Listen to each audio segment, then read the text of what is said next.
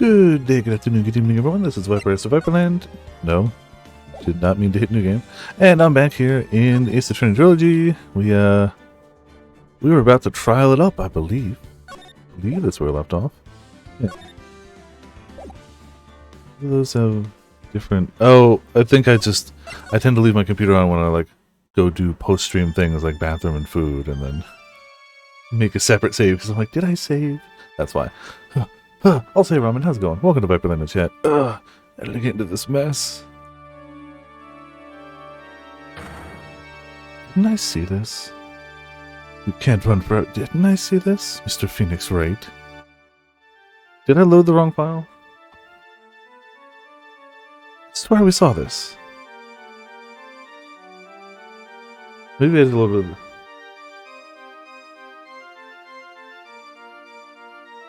No, they definitely redo it again for this trial, but maybe I loaded the wrong file.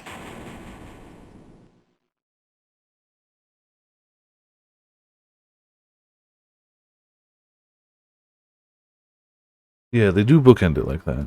I swear we did this bit. Maybe I did load the wrong file then. Alright,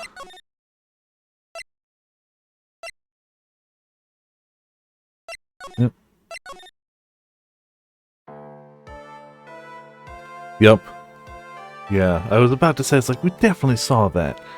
Definitely saw that. I forgot we did save midway, because I was like, hey, we had just come back from a recess. That's what it was. We had taken one of those recesses, but it wasn't like a save point recess.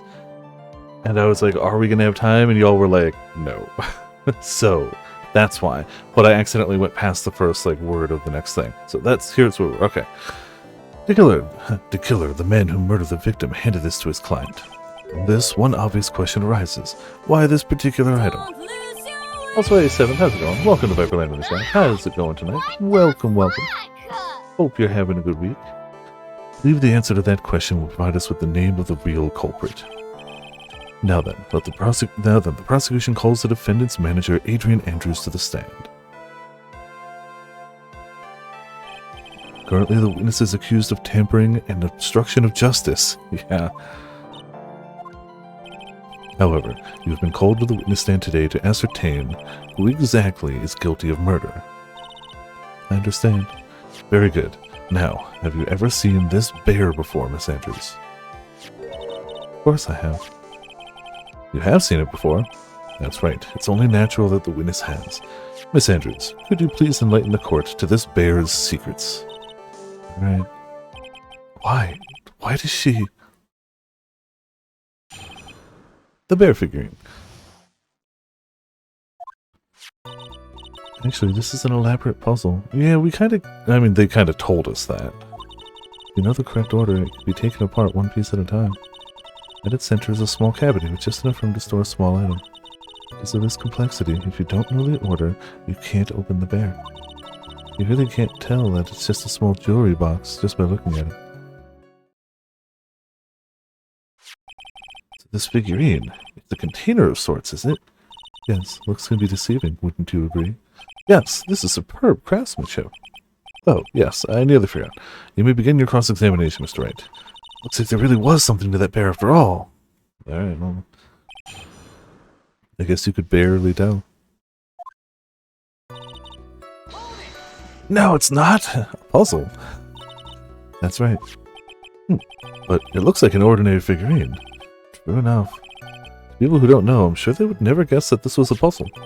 So what kind of puzzle is this exactly? Legal mumbo jumbo, exactly. Except it's more legal, they're all against me. But you know, 50-50. How's it going, Birdie? Welcome to Viperland in the chat. I hope you're having a good week. So you can take it apart? And how would one go about doing that? Well, you first turn its tail to the right and then push it in. Oh, yes, I see. After that, the arms and legs are free to move and can be removed. Ooh, this is most interesting. Boy and his new toy. It's like he's 5 all over again.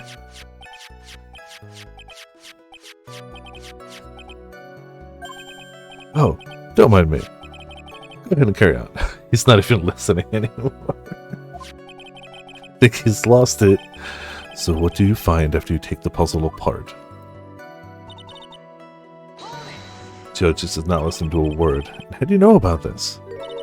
I know because I was the one who bought it. Huh? It's a souvenir from when a friend and I went to Switzerland. And this was a present from you? That's right. It was a puzzle in the shape of a bear, so I thought it would be perfect for one. So, it was a present from Miss Andrews. Witness, let's continue with your testimony. So who exactly knew how to solve this puzzle? Only the two of us, Juan and myself. It's a souvenir from Switzerland, so I doubt there are that many people with the same bear in this country. This looks like it can be easily broken, especially if someone wanted to get at what's inside. Well, it's a toy, but it can never be the same again once it's been broken. Yeah, it's kind of how breaking things goes, but like you're still right. Who else? Didn't we just ask that? Oh, okay. I never told anyone. As long as Juan never told anyone either, then only the two of us know. Two of you, huh? Then, of course, that means Mr. Angard didn't know, right? I think this is about all I'm going to get for now. Figuring updated in the court record.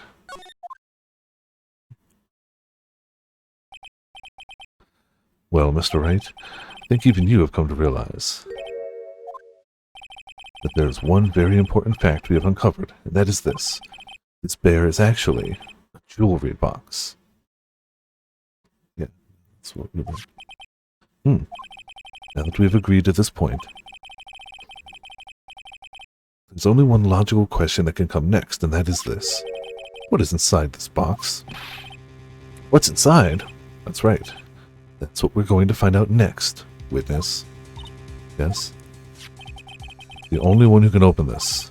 Please. I mean, you could just continue to tell the judge how to do it, but you seem to be doing fine. There's a painful silence hanging over the courtroom. All eyes are on Miss Andrews now as she solves the puzzle and takes the bear apart. Opened it. Is this what you wanted? What is that? Looks like a note? I don't think we need to guess at what that is. Do we, Mr. Wright? No, probably not. It's the suicide note. The suicide note? The suicide note left by Juan Corrida's former manager, Celeste Impact. Until now, no one knew of its whereabouts, but just as we suspected, it was hidden. Hidden by the victim, Juan Corrida himself. Sometimes, you know, just gotta throw people off every now and again, Birdie. Seems Celeste Impacts had very beautiful handwriting, and she just as beautifully signed her own name on this document. This is most definitely the note she left right before she committed suicide. Stream props. Yeah. We're 2 games in. This is the last case of this game. This stack of papers worked for us the whole time so far. It's got some creases on it. I've slapped it a few too many times. I haven't spilled anything on it yet. You know. Order! I've got another stream prop for Friday, too. Witness, did you know about this? Yes, I did. I heard all about it from Juan. When I discovered his body, I looked for the bear. I wanted to destroy the note before it became public. I couldn't find it anywhere, because it had already been taken by D. Killer. Everything is going at Mr. Edgeworth's pace, so now that the suicide note has been found, what's the next logical question? Name that paper one day. Ah, mug of OJ for Saturday. Damn it, I just went to the grocery store today. I guess I could go again another day. I should, you're right. I also have, like, the perfect, like, mug for, like, drinks like that. It's somewhat different.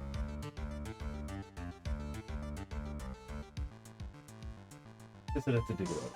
I don't remember where I left it. I thought it was behind me. It's not. It's written on the note. That's right.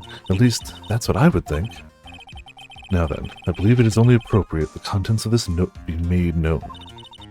Can't stop you, can I? But there's so much just to get my hands on it. I was going to burn it, for her sake.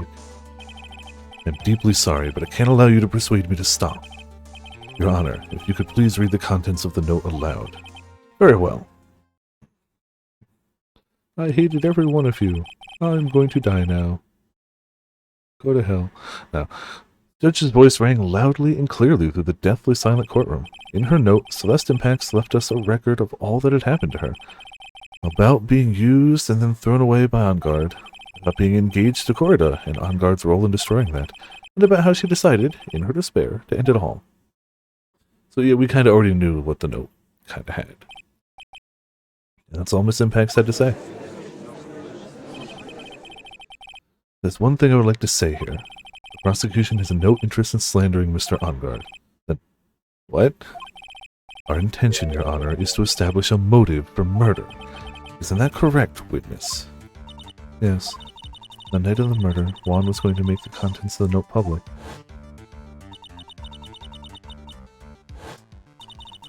After the post-ceremony show, he's going to hold a press conference. What word? Matt Enguarde values above all else his refreshing like a spring breeze image, which is really funny considering just how he is. And Mitz keeps that lead, yo. Jeez. Powerful. It looks like Fear's got a ticket. I don't know if I gave him that one yet. Matt Enguarde, oh, I read that. Which is why he had to stop this note from being made public. At any cost.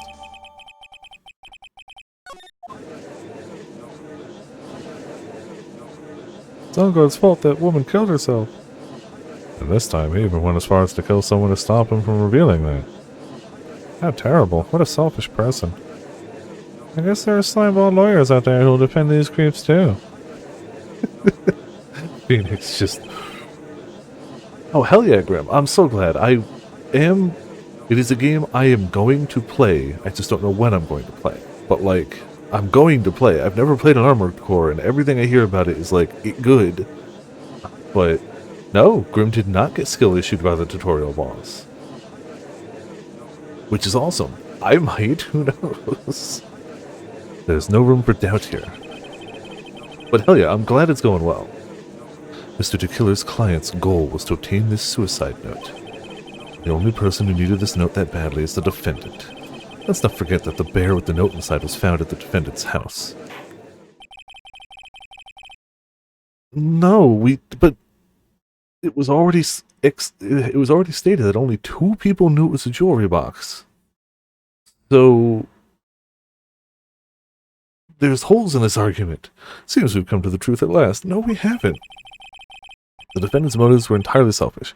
He deserves no sympathy from anyone. How am I supposed to escape from this one? Why the hesitation, Phoenix? Gumshoe hasn't called yet, so you know what you must do. No, I have to carry on and buy him some more time. Okay.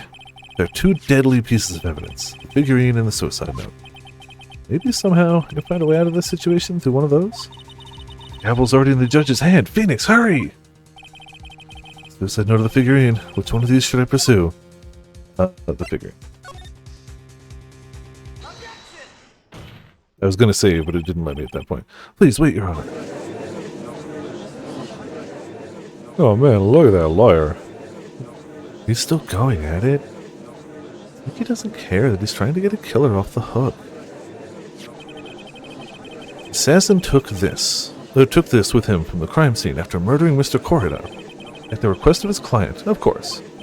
So, what's your point, Mr. Wright? I don't think it's possible that Mr. DeKiller's client was Matt Enguarde. In fact, I think there's a contradiction here. You can't tell just by looking at it that this bear is really a jewelry box. The chances that Matt Enguarde thought the note was inside the bear... 0 to none! I didn't think of it that way. No, of course you didn't. Mr. Gullible Judge, exactly, but I did think of it that way, and I thought it was rather strange, but I did think of it that way. After all, there's no reason why Mr. Enguarde would ever want a jewelry box like this.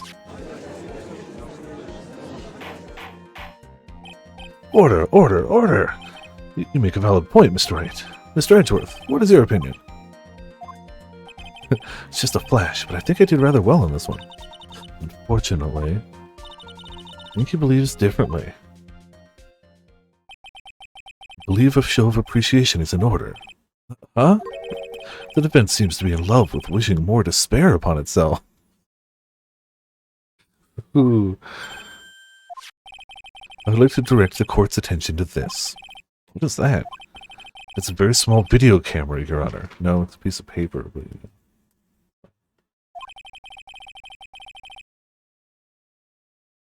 This type of camera is commonly used as a means of spying. Spying? What the? I thought that spy camera was in my possession. Somewhere along the line, Edgeworth just pickpocketed it out and walked away. Matt Ungard and the victim both thought of the other as their biggest rival. They even went so far as to use this type of item to find each other's weaknesses. And the victim, Juan Corrida, was being spied on. His personal life was being watched by none other than Matt Ungard. Order! Order! Mr. Wright. Yes, Your Honor? You don't tell me you knew about your client's spying activities. Well, sort of. Sort of is not an acceptable answer, Mr. Wright. See, you are confused, Mr. Wright. You're probably thinking, but I have the camera that was in the stuffed bear's eye. But this camera that I have is not that same one. Last night, I searched the victim's house on a hunch. Using this. She's Bug Sweeper. By the way, Mr. Wright, the defendant's fingerprints were found on this camera. Matt Ungard's fingerprints were on there. Phoenix. Looks like these cameras were hidden all over the place, huh? What am I supposed to say to that evidence? I think this is the end. It's fairly obvious that Matt Ungard's learned of the suicide note through this. He was watching the victim all along. Good this time. I don't have anything to counter that. You know, the second best prop I could have had for this? Mommy, is that man the bad killer guy? Stop. Don't look at him. The way he's sweating is just so, nasty. Phoenix. The second best prop I could possibly have for this game would just be a water bottle to mist all the sweat on me. Phoenix? Yes, Chief? Have you figured out what you're going to do next yet? Nope. Which is why I'm going to say. Cool. What I'm going to do next? Does running away like a frightened child work? I know it seems like Mr. Edgeworth is very close to putting the lid on this case, but his eagerness to prove his point, he forgot one very important thing. Well, what is it, Mia? It's a piece of evidence that he really should investigate. Something he should investigate? Alright. Is there anything we can even really investigate? Investigate Lotta's photo, but that part doesn't change much.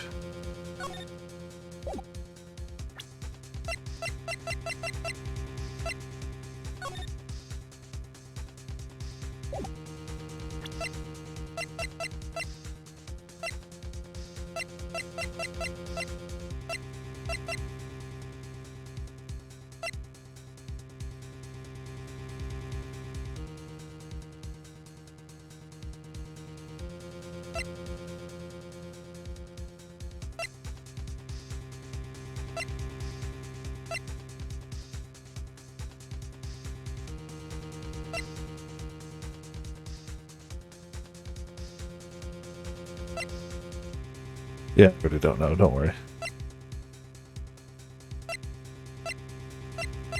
I really hate to see the good prosecutor get scolded for not remembering to look into the item when he had the chance. Why are you speaking in riddles all of a sudden?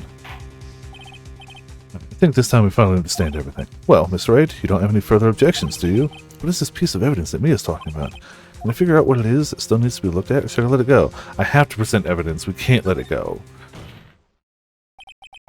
Maybe it's the camera because it was only set to record a certain time. I have an objection, Your Honor.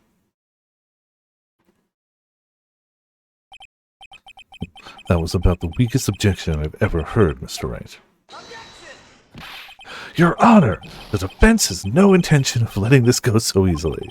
You're beginning to sound desperate. That's just your imagination, Your Honor.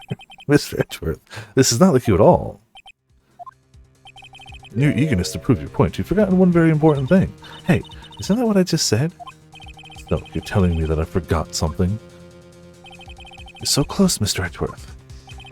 There's something you really should examine about this piece of evidence. It's gotta be the camera. Or it's got to be the only they know how to open it, but...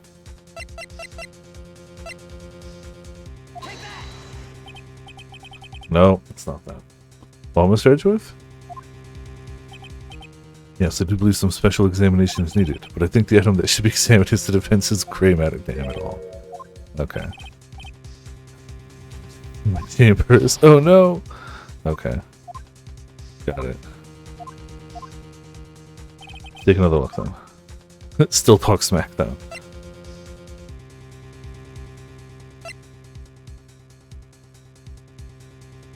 That hasn't, so it's got to be something that's been presented. That hasn't been presented, that hasn't been presented, that hasn't been presented, that hasn't been presented.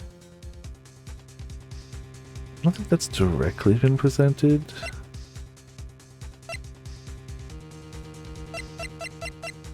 It's got to be the bear? No.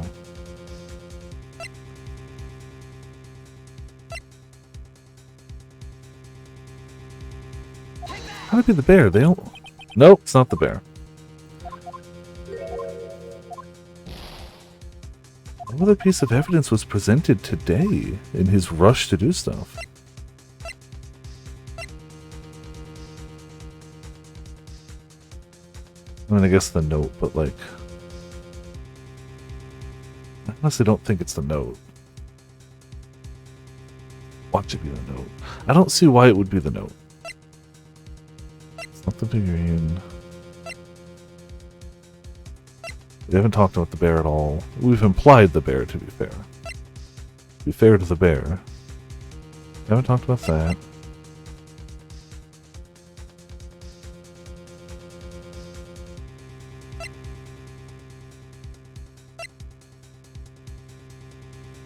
I think we talked about the knife to death.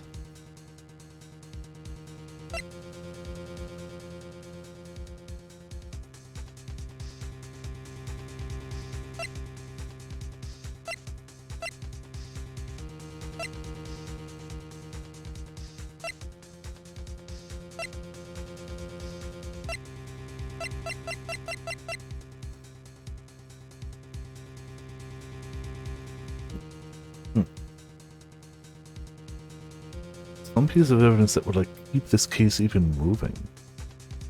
Just stopping it here. I don't think anything about the suicide note does anything but make it seem like On Guard did the thing. Tried the puzzle.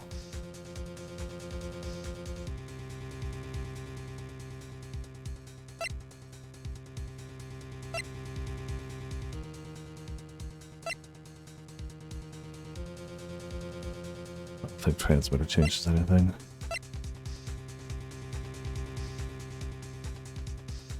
The two that are catching my eye are potentially the picture and the card. The card being... not even really the card. I guess the picture, but that doesn't really... Yeah, she loved him at one point, which, I mean, we know she wouldn't have been driven to suicide and all these terrible things if she hadn't loved him at one point.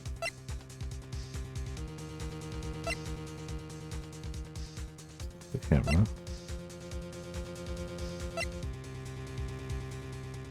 I think we've done everything we can about this photo. I don't think there's anything we could have done. And they're talking about evidence, so it's unlikely to be a person. Have to report. Update 15. I don't think we have anything else.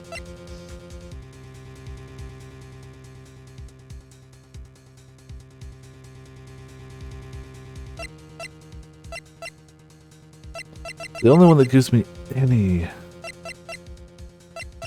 bit of like gut feeling is the photo, but I really think it's wrong. Yeah, it's wrong. It's the only one that was giving me any amount of like,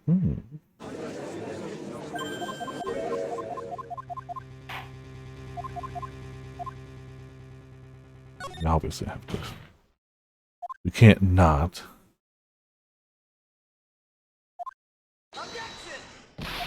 The problem is now I don't. That was my last like actual thought for it.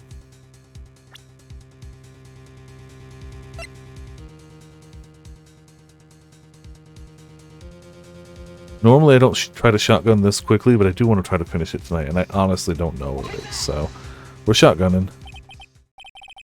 The freaking note, I had thought about it. I was like, it could be the note. That's something new. That's something we haven't looked at. But, like, it seems to me that the note only makes him look worse. That's the first piece of Buckshot lands. Yeah, because the other ones were ones that I was like, okay, these make sense to me, at least, why they'd work. That is, Miss Impact's suicide note, right? Who knows?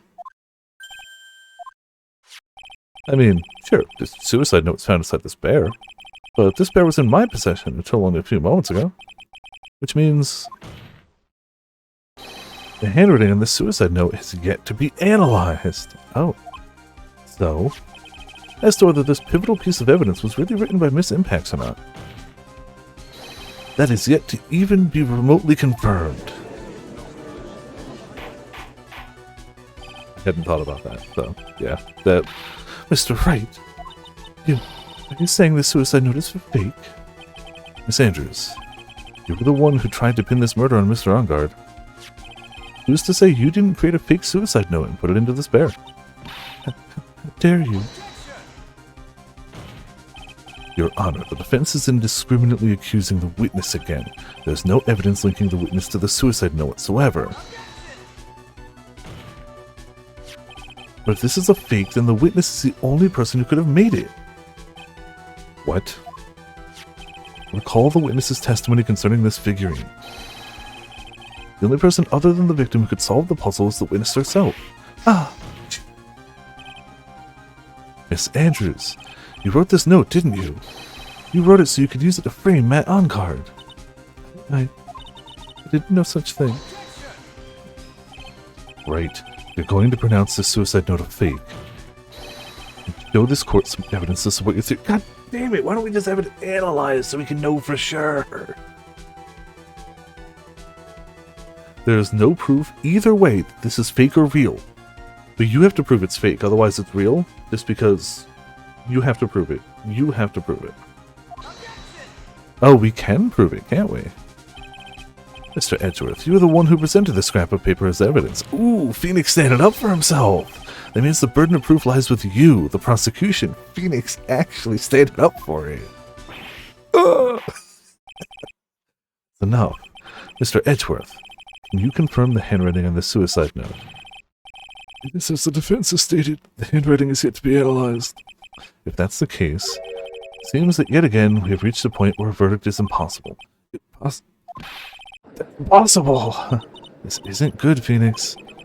The judge is going to carry this trial over one more day. I don't think Maya will physically be able to make it another day. I didn't want to have to do this, but I don't have a choice. I request that both the prosecution and defense further investigate. Handwriting analysis, my butt, that's just the lawyer trying to buy more time. Ongard is guilty. Look, any idiot can tell you that. I think we've reached the end of the line. Shh. Guilty, guilty, guilty, guilty, guilty, guilty, guilty. No.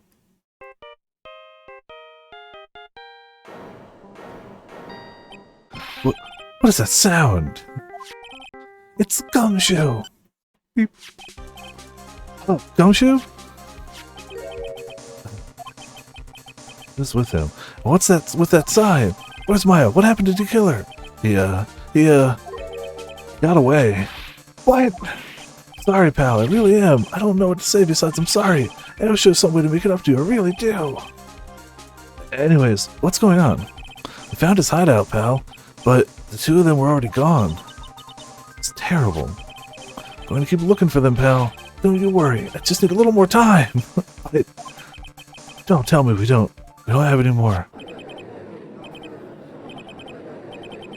I mean, considering how gullible the judge is, everyone chanting guilty, it's probably going to have a mild effect on him. You hear that? They're calling for his head. Right, I can't for us to come this far and... Oh, what is it? Let me talk to Mr. Edgeworth. I can't do that. Just toss your phone across. Mr. Wright, would you please get a hold of yourself? Yes, Your Honor. I'm about to end today's proceedings. You may take your phone calls after. Hold on, Your Honor. Edgeworth, catch! Mr. Edgeworth! Please, you gotta buy us some more time. Court is in session. Oh. I'm sorry, Your Honor. You were saying... Mr. Wright, this is the court of law. Sorry, Your Honor, but... Also, hey, Ochi, how's it going? And Ace Attorney logic is always flawless. I'm reluctant to do this, however. It appears that I have no choice but to suspend proceedings until tomorrow. This time I really can't. You can! This is one you actually have proof for! Court is now adjourned for the day. You have proof for this, Phoenix. For once, you actually do. And it's not grasping at straws. You actually just have it. Please wait, Your Honor. Edgeworth? What is it, Mr. Edgeworth? We request another 30 minutes of Your Honor's time. What purpose? Perform the necessary test on this piece of evidence in that time. But can you really obtain the results in 30 minutes? I believe we can, Your Honor. But wouldn't it be better if we adjourned for today and then we convene tomorrow? 30 minutes. Please, Your Honor. That's all I'm asking for. Please, Your Honor. Very well. At the prosecution's request, this court will now take a 30-minute recess, but be advised that I will not allow another recess today. Sure if this is helping or hurting us? The court will now take its final recess of the day.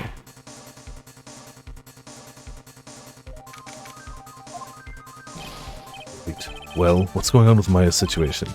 Killer, looks like he got away again. 30 minutes, you can't find her in that time.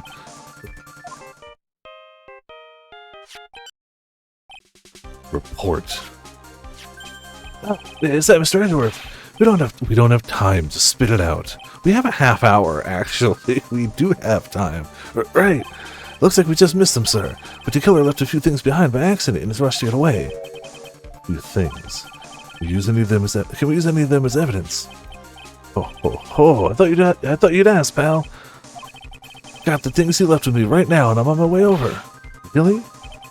That's odd. Any items like that are usually sent to the crime lab first. We don't have time to wait for those guys, sir. When those guys weren't looking, I swiped the stuff and ran. What?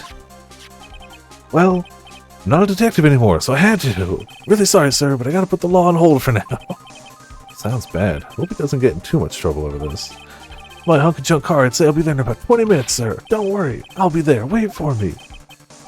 Alright, just get here in one piece. I'm on a mission and no one can stop me now, sir. No one. I'm pulling out all the stops and running every red light. Oh, God. And he's about to commit a few more, but, you know, this is the first person that's admitted to committing crimes for the greater good. Items left by the murderer, huh?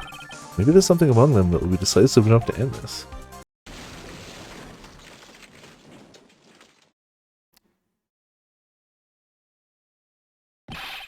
Hey, what's wrong? Detective Gumshoe, answer me.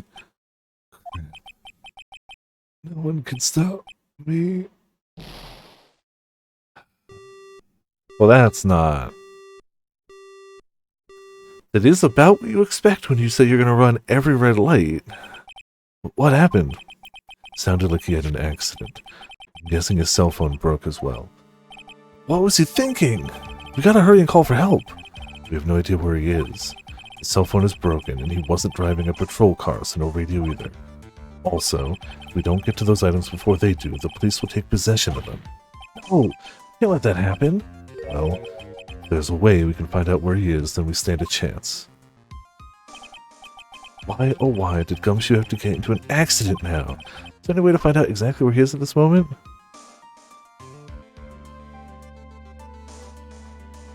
There has to be a way, but I don't know what it is. But there has to be. Otherwise, that's it. That's right, there is a way. What? How? Sure, we can find out where Detective Gumshoe is through this. Great, we're not in the middle of a mock trial here.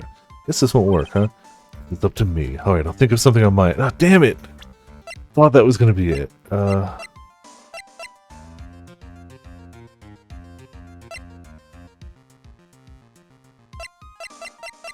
Don't actually know if there's any other way we could find him. We could try the radio transceiver.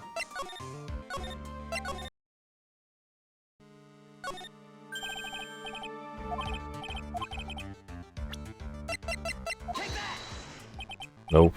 I have no idea then. That's fine. As long as it's not stopping forward progress, that's okay.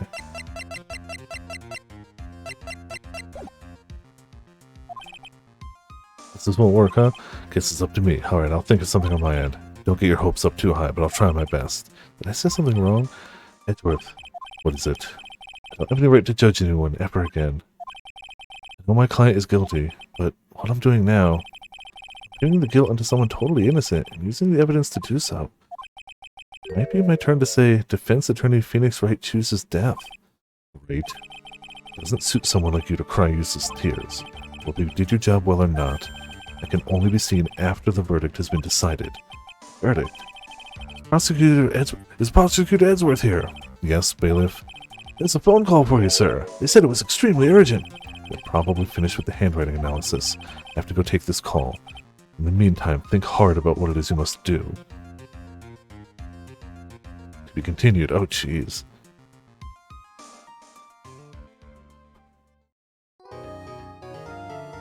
Yeah, I guess we'll actually save in the big boy slot.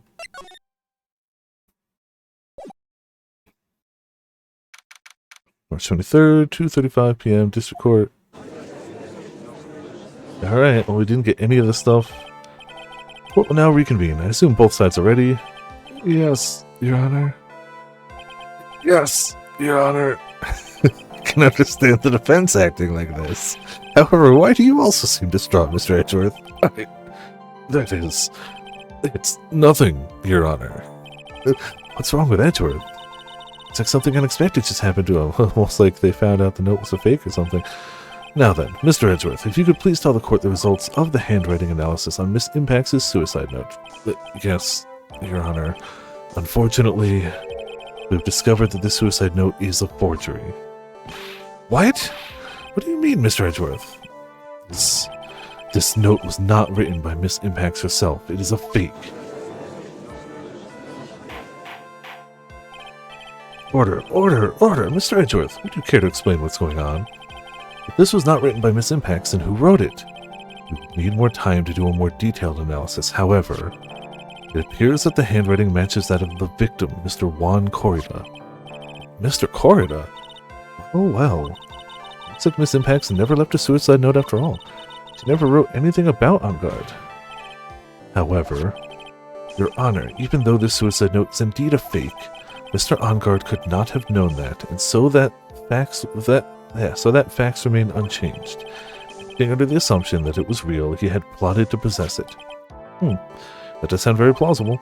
The theory that Angard had no idea that the suicide note was fake. Something seems a little wrong with it. Yeah, this is the evidence I was going to present before, but okay. The defense believes that the theory the prosecution has stated contradicts testimony. If everything the prosecution has proved up to this point is true, then it's impossible for Mr. Angard to not have known it was a fake. Well, damn it, is it not? Come on, don't screw me over a game.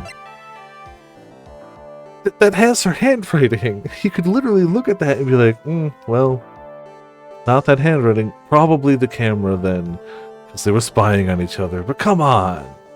That should work. That should work. God damn it.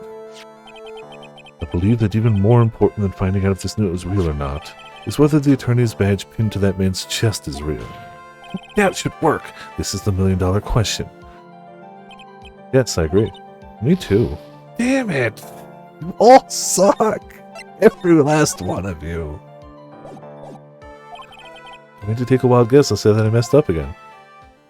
Actually, there's something I would like to ask.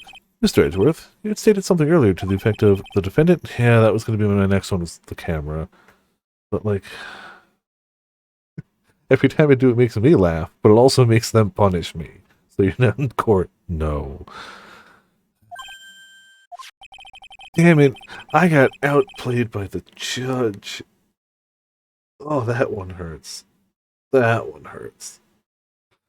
believe this would mean that he would have known about the note as well. But that's it. Yes, and so naturally. This means Mr. Ongard would have known that the note was a fake. I like his while unflinching, doesn't break pose. Order, see here, Mr. Wright. Yes, Your Honor? I was the one who thought of the spying thing. Jumping in and stealing my thunder like that is simply, can't even describe. Yes. Sorry. I could have even bragged about embarrassing Mr. Edgeworth to my grandchild had you not. For that, I cite you a penalty.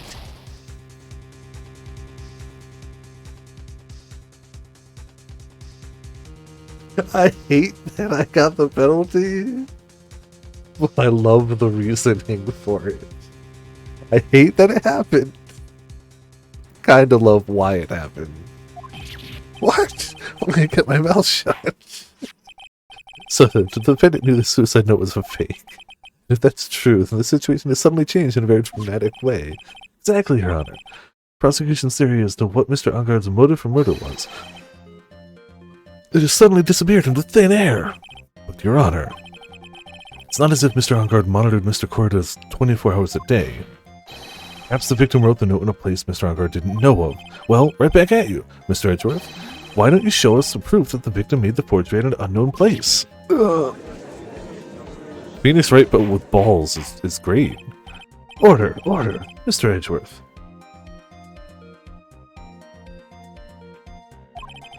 Looks like this time it is you who has dug his own grave. I figured. Huh? As you figured? As I figured. It came down to this after all. Mr. Edgeworth, you're not making any sense. When I heard the results of the handwriting analysis, I thought this might happen. The question is, what next? What next? If the prosecution can't prove Mr. Ongard's motive through the evidence, then we must prove it from another angle. Well, I agree with you there. Your Honor, the prosecution would like to call a witness to the stand at this time. Oh, well, that's fine. However, this witness is a little unusual. It's stuttering. This is not like him at all. Unusual? Well, what sort of witness is this person, Mr. Edgeworth? Hopefully it's a witness that'll let me drink a sip of tea real quick.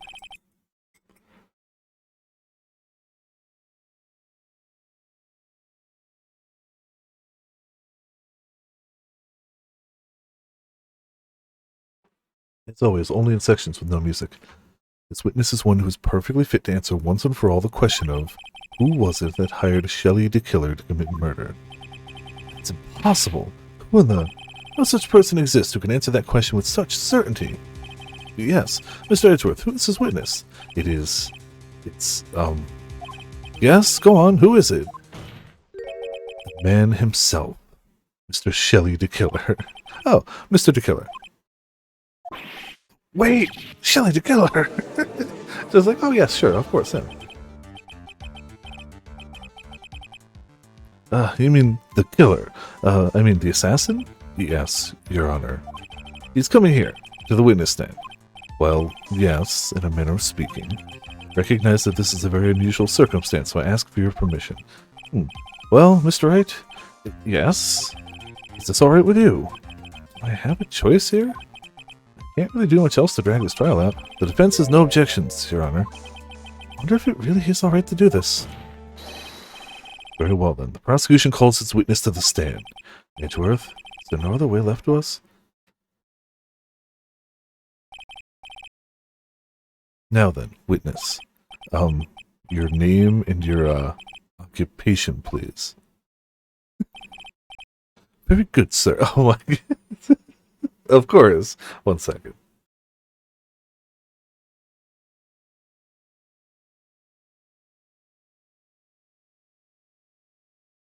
Normal, everyday Phoenix Wright stuff, you know. I mean, it's the only way we could get him on the stand.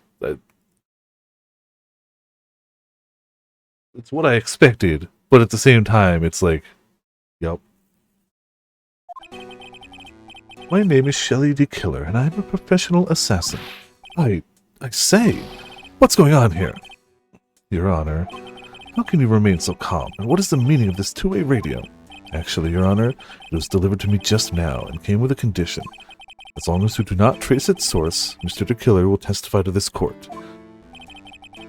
So this must be what the urgent phone call we got earlier was about. Oh no, this will not do. I cannot allow this in my court. First of all, we can't even be sure this is really Mr. the Killer himself. Witness, please present some sort of proof that you are in fact Shelley the Killer. I understand. Please wait a second. I'm so hungry. Maya! Maya! A voice? Mr. Wright, can you confirm anything from this? Judge, you've heard her voice dozens of times by now. The defense has no objections to this person. We are satisfied that this man is indeed Shelley the Killer. Looks like we've run into yet another unexpected turn of events.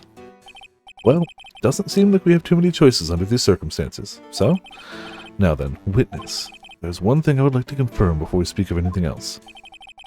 And what would that be? At the request of a client, you killed Mr. Juan Corrida, is this correct? It is as you say, I did indeed kill Mr. Corrida. Now that we've answered that, let's move on to the name of your client.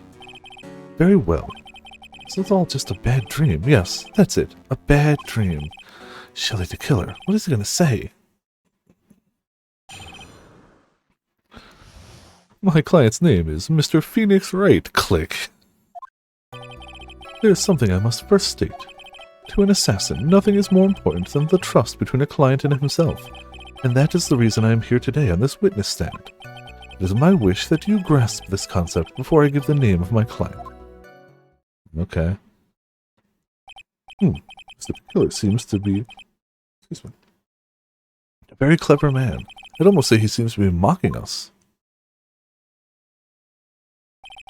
While he may appear to be our enemy, Your Honor, Mr. the Killer is only stating the truth. He's also our enemy. He's an assassin. He murders people. He's killed many, many people.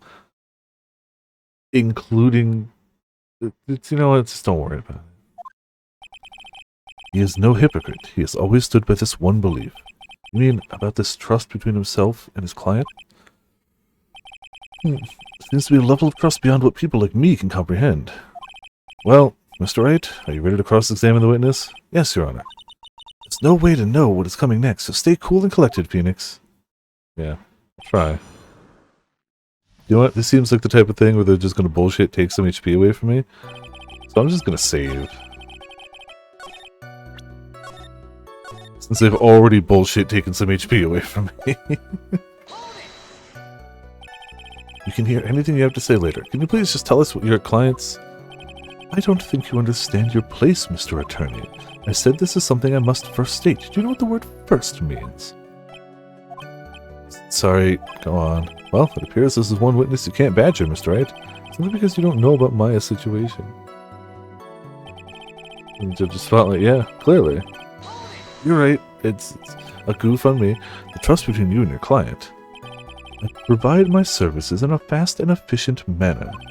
In exchange, I trust that my clients are discreet about me and my identity. If too many people knew my face, it would be quite troublesome. That's why you're testifying in this manner? This is the first time one of my clients has ever been accused of murder. I must preserve the killer name so my client can trust me. But couldn't someone stab you in the back and break your trust? It has never happened before, but if it ever did... Yes? That person wouldn't be my client for very long. Certainly. That's enough. Please, no more. Very well. It was only a hypothetical anyway. Seems a little strange to me. I mean, you're about to tell us the name of your client. I would think that this would be very bad for them. It doesn't matter to me. Honestly, as long as I tell you a different person's name than my client right now, then my client can still trust me. This client has already broken the rules and acted outside of the prescribed role. Their role? This person tried to implicate another of the crime in order to save themselves. And this is a trespass that cannot be forgiven. Who gave you the right to be so high and mighty? To the gentleman who spoke just now. Excuse me, but would you care to die? No, I didn't say anything. The judge had better watch himself. Would you care to die? Right? We understand, so please tell us the name of your client. I'm afraid I cannot do that. I still have a few things to say before I do. That egomaniacal. It's not good for your health to be so aggravated. Phoenix wears his emotions so much on his sleeve that you can hear it over the radio. You won't live very long if you let everything bother you. Somehow, coming from an assassin makes it less than comforting. I don't really care about all this extra fluff. Just tell us the name already. Patience, try to calm down a little. It's important to try and understand his mindset. He seems very steadfast and closed, so you're going to have to work to get him to talk. Not his therapist, you know. Wait, we're supposed to present something here?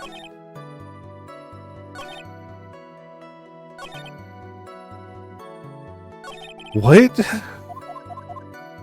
Alright. I thought this was going to be one of those, go through all of them, and he's like, okay, you've heard what I had to say, we'll move on.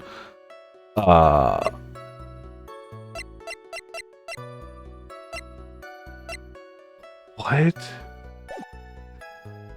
What? So it's definitely not something here. This was just the, I have to say my thing. Yeah.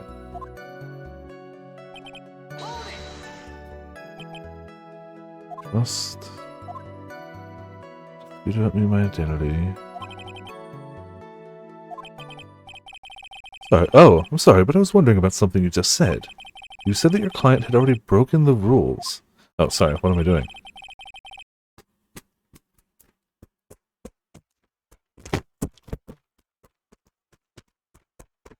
The person who frames another is the worst kind of human. That's why you feel you can betray this person. I have no trust relation with a client who can't understand their assigned role. Just my luck, an assassin with a conscience, who would have figured? Now then, everyone, do you think you can understand my logic? This case just keeps getting better and better. If you can't, then I'm afraid we can't proceed. Everyone understands your point, I think. Really? In that case, I believe I am prepared to disclose the information you seek. You've made it crystal clear that you value trust over all else. I believe we are ready. Excellent. And that is the reason I'm here today on this witness stand. Now then, I do believe it's about time I reveal the name of my client. Don't you agree? Yes! What is it? I can't bring myself to ask the client's name. If you can't ask it, Mr. Wright, then I will. Witness. What is the name of your client who requested the murder of Mr. Juan Corrida? That person's name is... Adrian Andrews. Oh, okay. Witness. That's not who you told me it was earlier. Pray tell, what are you talking about, Mr. Prosecutor? I should think I know my own client, and it is Adrian Andrews.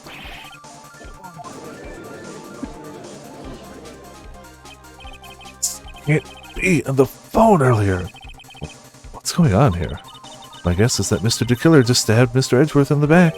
Stabbed Edgeworth in the back? In order to get an audience with this court, Mr. DeKiller told him a different name. Matt Ongard, perhaps? Knew it. This is outrageous. I was deceived. This witness is telling a very serious lie. But you were the one who summoned this witness. You, Shirley DeKiller. My testimony is the truth. The defendant at the moment is Matt Ongard, am I correct? All I wish to do is help procure his acquittal. Wow. All of a sudden, it feels like we can actually win this. Yeah, but do we want to? Yeah. The prosecution has failed to provide a motive and has instead provided the suicide note, which is a forgery created by the victim. Furthermore, there is a possibility the defendant himself knew it was a fake. But most definitive of all, we have heard from the assassin himself the name of his client. Mr. DeKiller's client, who requested the murder, was not the defendant at all. No. With all this evidence, it is obvious to me that this means that Mr. Matt Ongard is innocent. I seem to have caused you all a bit of confusion. Please continue your discussion and call me when you have reached a verdict. Beep. Bailiff, please bring Miss Adrian Andrews in immediately. Now, with the way this is going, OnGuard will be found innocent. This may be our last chance to save Maya. Yeah, but Edgeworth is right. The killer is lying. And OnGuard, my client, I know he's guilty. Can I live with myself if I win this? Who would have believed that the prosecution's own witness would absolve the defendant? Your Honor, the prosecution requests permission to further question the witness. Shelley the killer is certainly lying under oath. I can't imagine anybody who's an assassin by nature and refuses to show up in person would lie under oath. It wasn't me. Listen, everyone, please. That testimony just now, it was all one big lie. Miss Andrews, the suicide note may have been a fake, but man, Matt, he's the reason Celeste died. Juan's death, it was all because he got pulled into Matt's twisted world. The testimony just now, you have to believe me, it was a horrible, horrible lie. But Mr. Killer himself has testified. He has named you as his client. No, that's not true. Also, there's quite a bit of evidence that points to you. The knife and button donning the nickel samurai costume, but that's... You even have a motive. We know that Miss Celeste Impacts was a large part of your life. You wanted to follow her, and you wanted revenge against the two who hurt her. I would say you have plenty of reason to want them both dead. No. Mr. Wright. You know the truth. Tell them. Tell them the real story. Who the real killer is. Tell them. Please, help me. Yes, I know the truth. Mr. Wright? Yes, Your Honor? I believe we have reached the end of this trial. Therefore, I ask the defense for any final words or opinions. I have to decide. Do I take the not guilty verdict and save my,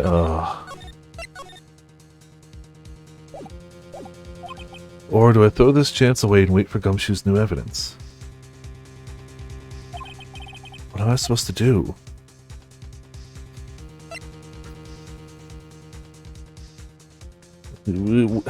Saving one person by condemning another to be labeled a murderer when we know they didn't do it, like, you can't do that.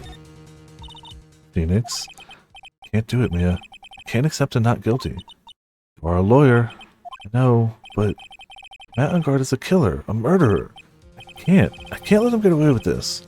I can't let someone else take the fall. I let Miss Andrews be convicted, and I am no better than OnGuard. Even though I don't want to admit it, I have to face the fact that it is because of Edgeworth that I now know the real truth. We could have gotten OnGuard convicted so many times over, but he never took a single one of those chances. If I take this verdict right now, I'd be betraying his trust. His trust? Never thought about it until now. I trust him. Yes, you do. Everyone can read his thoughts. Mr. Wright, your opinion, please. The defense requests that we be allowed to further question Mr. the Killer. Like, the number of times people have responded verbally to his thoughts is just stacking up. Am I hearing you correctly, Mr. Wright? Right. But... Witness has cleared your client through his testimony. Your job here is done. I'm not done yet. To see through witnesses' lies and find the truth. That is my job, Your Honor. Still more evidence to look at. I'm sure that once these pieces arrive here in this very courtroom, a miracle will occur. I hope so. Very well. The trial will continue. Mr. Edgeworth, please re-establish connection with Mr. the Killer.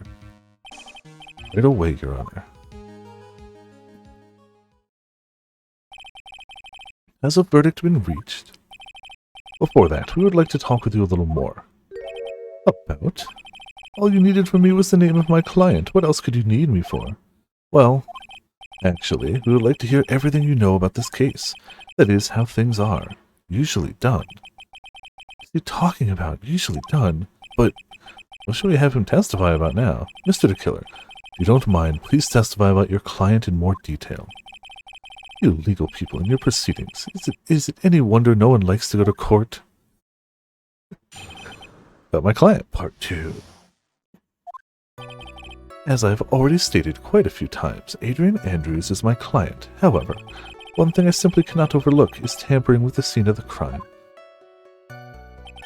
My client did it to frame another for the crime. While pretending to be the first person to discover the body and enter the scene, Adrian Andrews already knew from the very beginning that Juan Corrido was dead.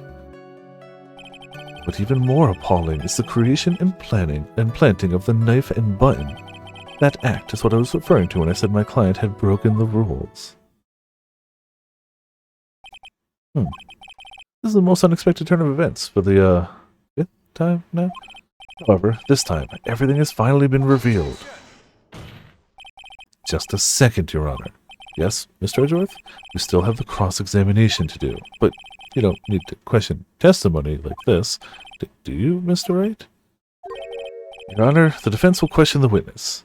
As if I have a choice here. Huh? Why? What this witness has said is nothing but beneficial to the defense's case. If you scrutinize the testimony, then I'll expose the lies in that oh-so-beneficial testimony, I suppose. I don't understand what's going on anymore. That makes two of us. You may not understand, but he's also not stopping us. So, you know.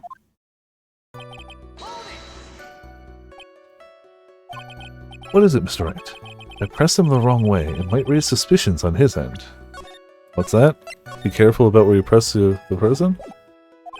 But I have to do something to waste more time. Witness. About requesting a hit. Yes? How much is your fee? I see you are also quite a dark-hearted man, Mr. Attorney. Huh? If you would like to talk business, we can do so after the trial. No. I'm not thinking of a... Mr. Wright. Yes? You want to kill me. You want me dead, don't you? What? Why would you think something? Guilty. Mr. Peters right. You're declared guilty. It's just like... He might actually be dead. Witness, let's continue. Why did you disclose the name of your client? They're your client, are they not?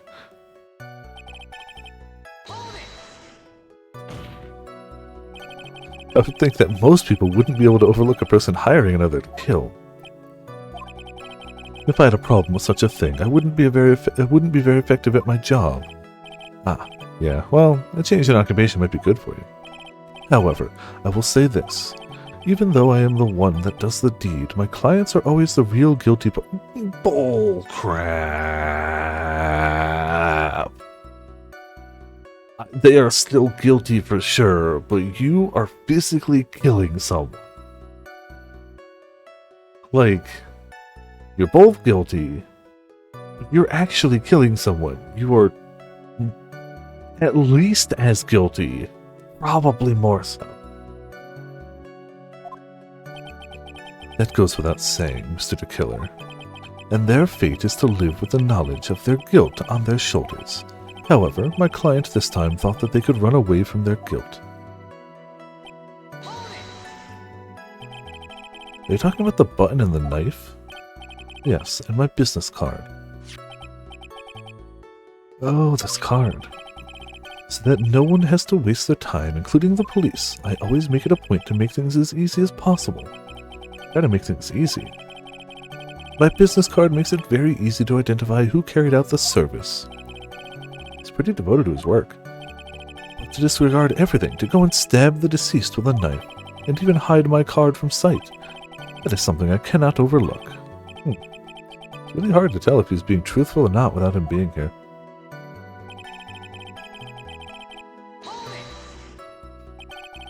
So you're saying most clients wouldn't do such a thing? That is correct.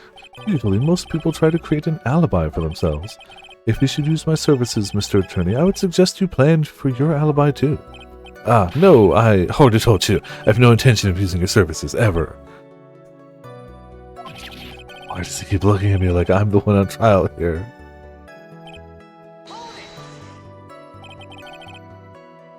From the very beginning. That is correct. From before my client visited the room. All of my clients know precisely what the situation is at all times.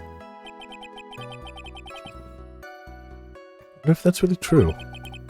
That's odd.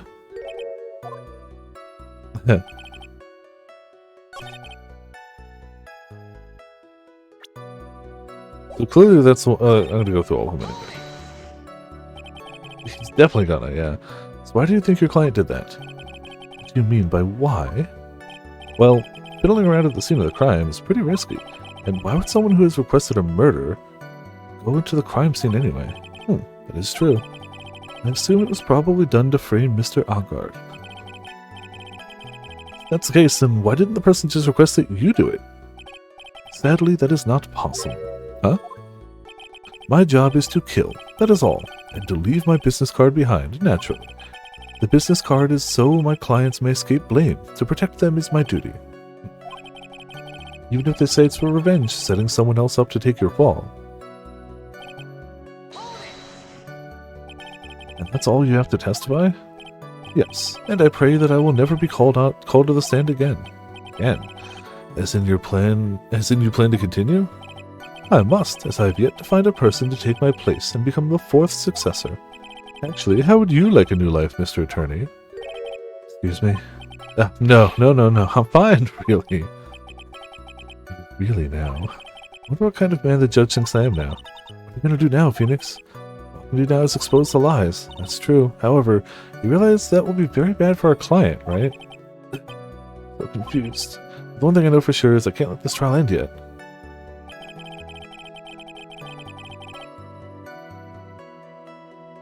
Alright, so the one that they were both like, This one.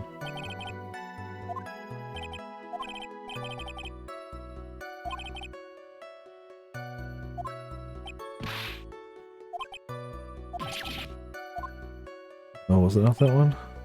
Oh yeah, that one.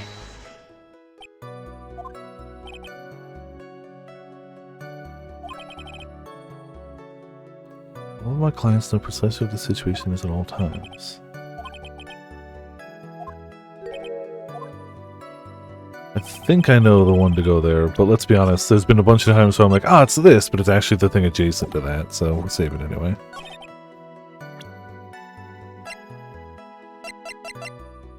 I feel like it could be either the bear, the camera, the transmitter. And I don't know which of those three. I'm gonna go with the transmitter. Crap. It was not the transmitter. Okay. Then the bear. Crap.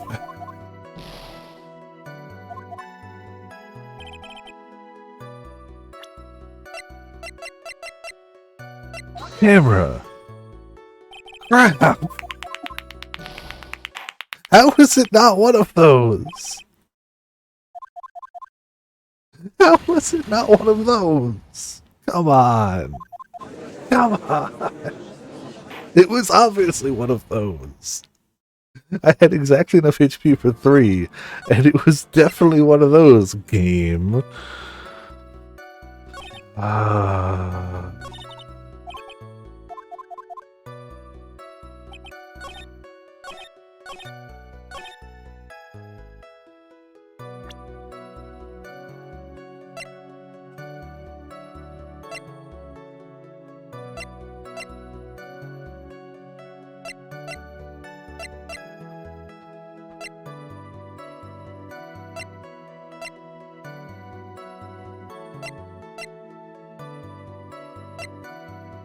Then I actually don't know. To me, it was so obvious it was one of those, since we know that it was being recorded at the time of death and transmitted to Matt Ungard's place. It was so obvious to me. I don't have a backup. Could be the radio transceiver. If we have one, she could have had one. No, that was kind of grasping at straws, but I don't really know what else. Oh, damn it.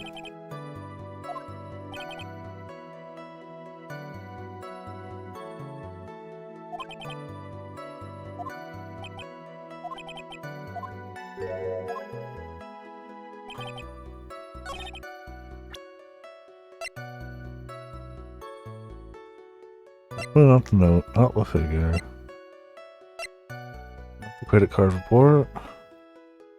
I mean, the credit card report would be supporting evidence for the bear, but the bear didn't work, so there's no reason to present the supporting evidence.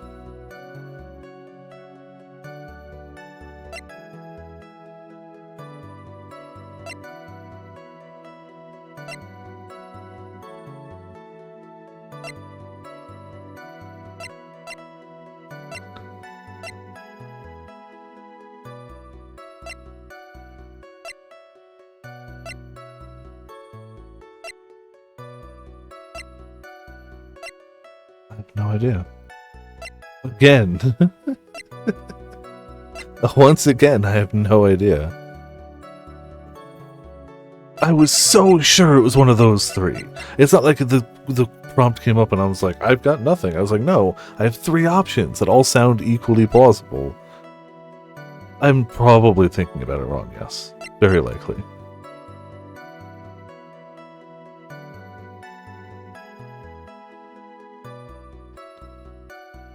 The card is not really. Yes. Well, but do we have evidence that she wouldn't know? Oh, no. No.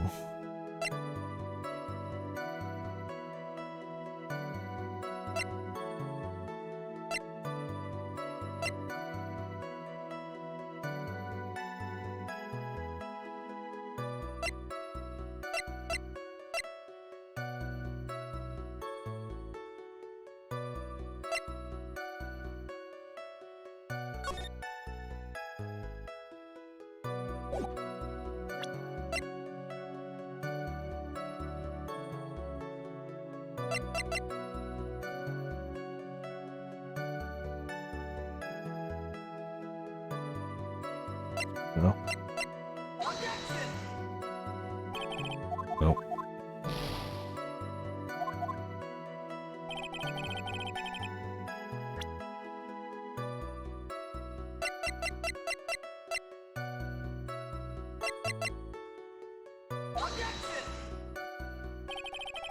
Nope. Let's load that file. I don't think anything that's even connected to that.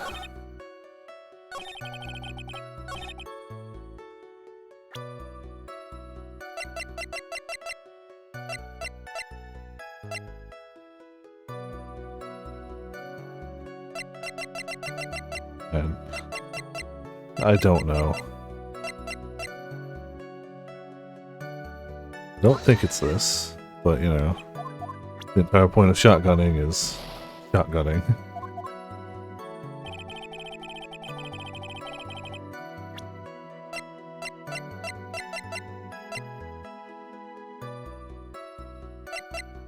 To be fair, I didn't try the picture, but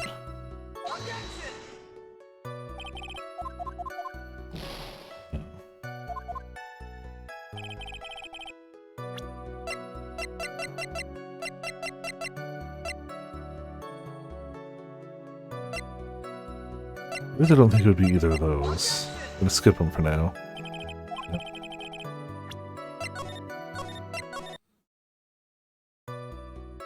That is obviously. How could I forget that though? Shame on me.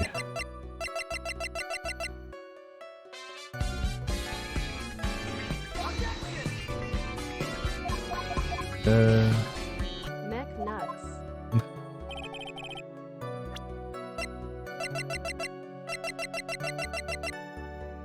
Drink? Sure. Thank you so much for taking the time to testify, Mr. DeKiller. What is the meaning of that attitude? When Adrian Andrews entered the victim's room, your client had no idea that Juan Corrida had been murdered. How do you know that? From this wine glass, Your Honor.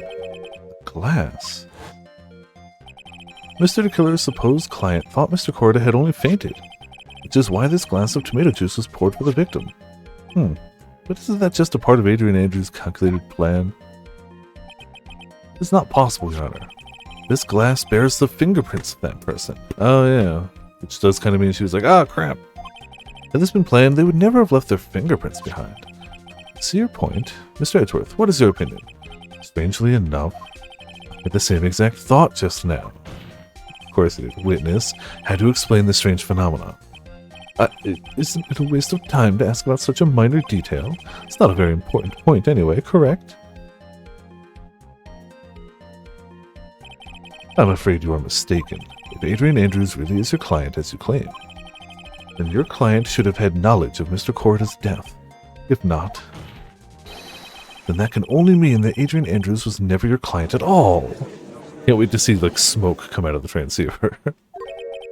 How strange. Yes? Why is it that the attorney has yet to raise an objection at this absurd situation?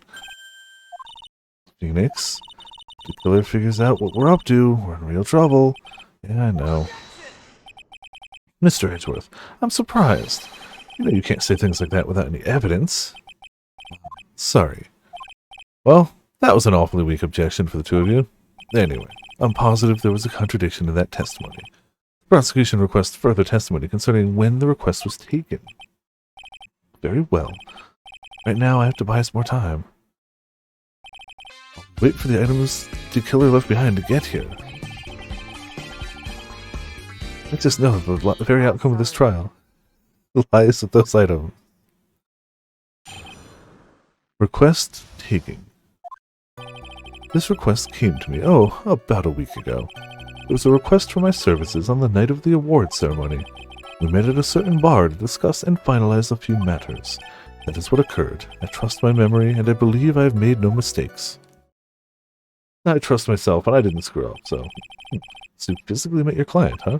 That is correct. Meeting one's client is the first step to building trust, in my opinion. Let's see. Well, Mr. Wright, your cross-examination, please.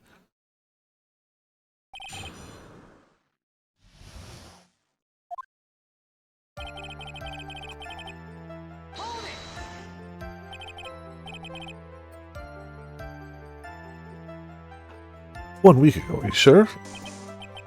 "Yes, I am quite sure. I, of course, had my own preparations, and I was barely able to finish. When you request my services, Mr. Attorney, I hope you will keep that in mind." "Please, stop." "In any case, my client this time had a very specific date and time in mind." "Specific date and time?"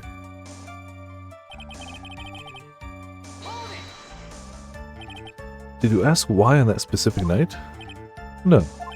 I tried to fulfill all the conditions of my client's request. As for why, I only had my suspicions." "Your suspicions, huh?" "So what are these suspicions you had? Why did your client request that night?" "I'm sure it was all for the bear." "The bear?" "My client spoke of it. I am sure there will be a bear-shaped figurine in Juan Corrida's room.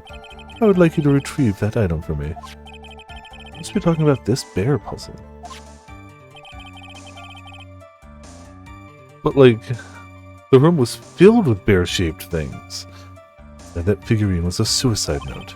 Naturally, the victim brought it with him to his hotel room. He was planning to publicly disclose its contents at the press conference after all." "That is correct. If I had not done the job that night, I would not have known where that bear figurine was." "I see. Well, Mr. Wright, was that testimony just now of any importance?" "The room was filled with bears. We don't have any proof of that. Testimony just now has made one thing clear. That is, the client knew the secret of the bear figurine." Huh? Why is everyone so quiet? "Mr. Wright, I think all of us already knew that." "Oh, really?" "Witness, please continue with your testimony." "You physically met Adrian Andrews, right?" "Of course I did." "What was that? What was with that brief pause?" "Witness, I would like for you to give us a few more details." "I always meet my clients as a matter of principle. I've never taken a request by telephone or mail." "Why is that?" "That is because I value the trust between a client and myself above all else, and the only way to establish that is to speak with the client while looking them in the eye." "Almost right. Was that testimony just now of any importance?" "It was very important." "Of course it was very important, Your Honor. If Mr. the Killer had met his client before the murder, then it's unlikely he is mistaken. So you're saying that his client really was Adrian Andrews? I guess so. You see, it is just as I said. I'm so lost. Who the heck am I supposed to be helping? Calm down, Phoenix. Think carefully and relax. Now then, will the witness please continue? Oh, man. So, your client was Adrian Andrews. That's correct. Well, he says the two of them met, but if they did, then there shouldn't be anything wrong with the killer's testimony. Well, there doesn't seem to be anything strange about this time around. You have to draw more information from him, but you can't draw suspicion. If you can do that, you should be able to find a flaw in his testimony somewhere.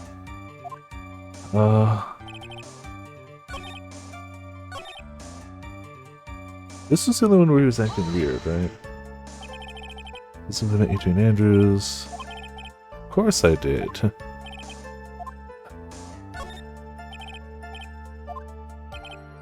Isn't my clients? Telephone or mail?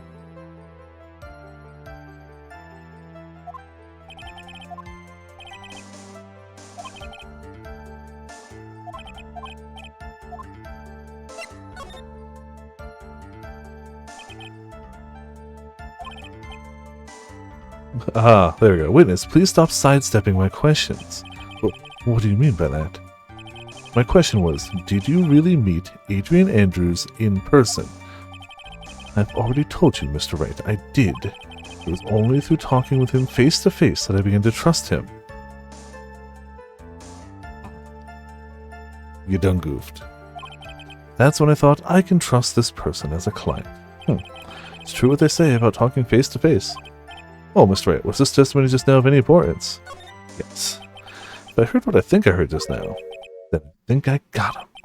Your Honor, I believe the testimony just now was of the utmost importance. Huh? Really? If that's the case, witness, please include the statement just now in your testimony.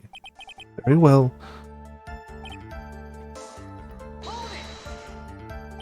But as we now know, that was not how it turned out, correct? What do you mean? Adrian Andrews turned out to be a client who couldn't stick to the rules, right? Well, yes. I suppose you are correct. So I'd like to check one last time. Are you sure your testimony is accurate? Alright. I mean, I'm going to save anyway, even though I'm like 90% sure this time. Still save.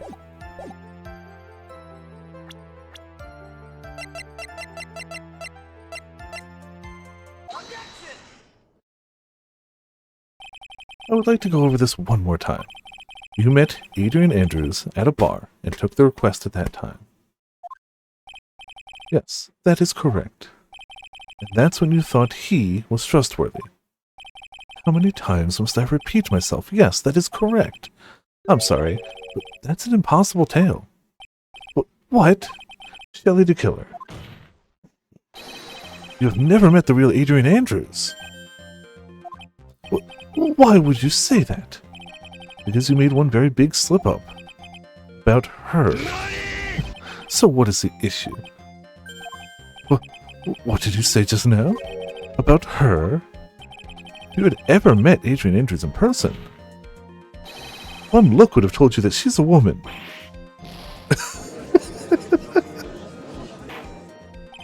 Order! Somebody fix that transceiver. We can't continue like this. Mr. Wright, what is the meaning of this? That witness testified the following. That he always meets face-to-face with his clients when taking their request. But he has never met Adrian Andrews in person. Yes, Your Honor, that is exactly the point. That means Mr. the Killer's client could not have been Miss Adrian Andrews. There seems to be a leak in the oil canister of that transceiver. How do you make a radio sweat? I mean, that's how, but you know. Mr. Edgeworth, I understand your logic on this one. However, why would the assassin make such a basic mistake? I believe it has to do with her name, Your Honor. Her name? Yes, Adrian Andrews is without a doubt a very androgynous name. Yes, I see. Unluckily for Mr. the Killer, The entire time he was on the stand, no one had stated Adrian Andrews' gender, and so he simply picked the wrong gender to go with. What? What is going on? I think he just made that pretty clear. It's fine. Shelley to kill her. This court demands an explanation. I think somehow I must have mixed up this client with another. So does that mean you remember something different now? Yes, of course. Please, if you would allow me to testify once more. No, he's just going to spit out more lies. Very well. This time, please give us the truth, and nothing but the truth. It's on the radio. That's powerful. Yes, now I remember. I took that request by mail. There have been times when I took a job without having met my client. Ignore the fact that I just testified that I would never do such a thing. The request was for the murder of Juan Corda and 2 or 3 other small things. When I saw the name at the end of the letter, I thought my client to be a man. So you took this job through a letter. You didn't mention anything about a letter in his earlier testimony, which means he's definitely lying. Careful, Phoenix. If you break the assassin's testimony completely, it's over for us. I know, can't make him suspicious, but I think we're okay. Like, we can do this. As long as he's standing there across from me, no matter how strong of a punch I throw, he'll counter it. Now then, let's begin the cross-examination. Request taking, part 2. Always be saving. But didn't you just say that you always meet your clients? Yes, I suppose I did say that. However, there are some clients for whom a meeting is simply not possible. But didn't you meet your client this time? No, I did not. Oh, come now. Let's stop with this game of cat and mouse. Using your silkiest voice is not going to work on me.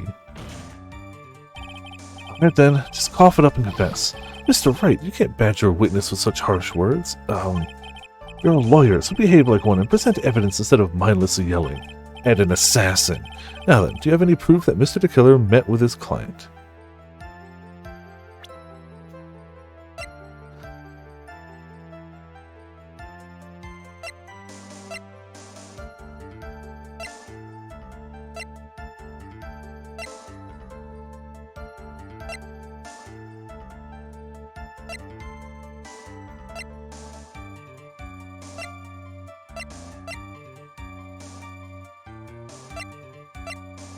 I don't know if we have evidence of it. We have a lot of supporting evidence that Angard was the person, but I don't know if we have evidence that they actually met.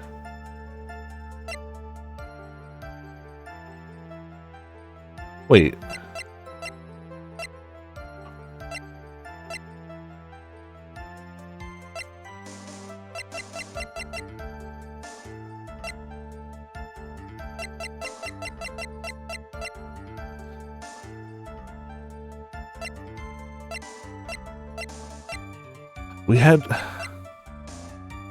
We had that whole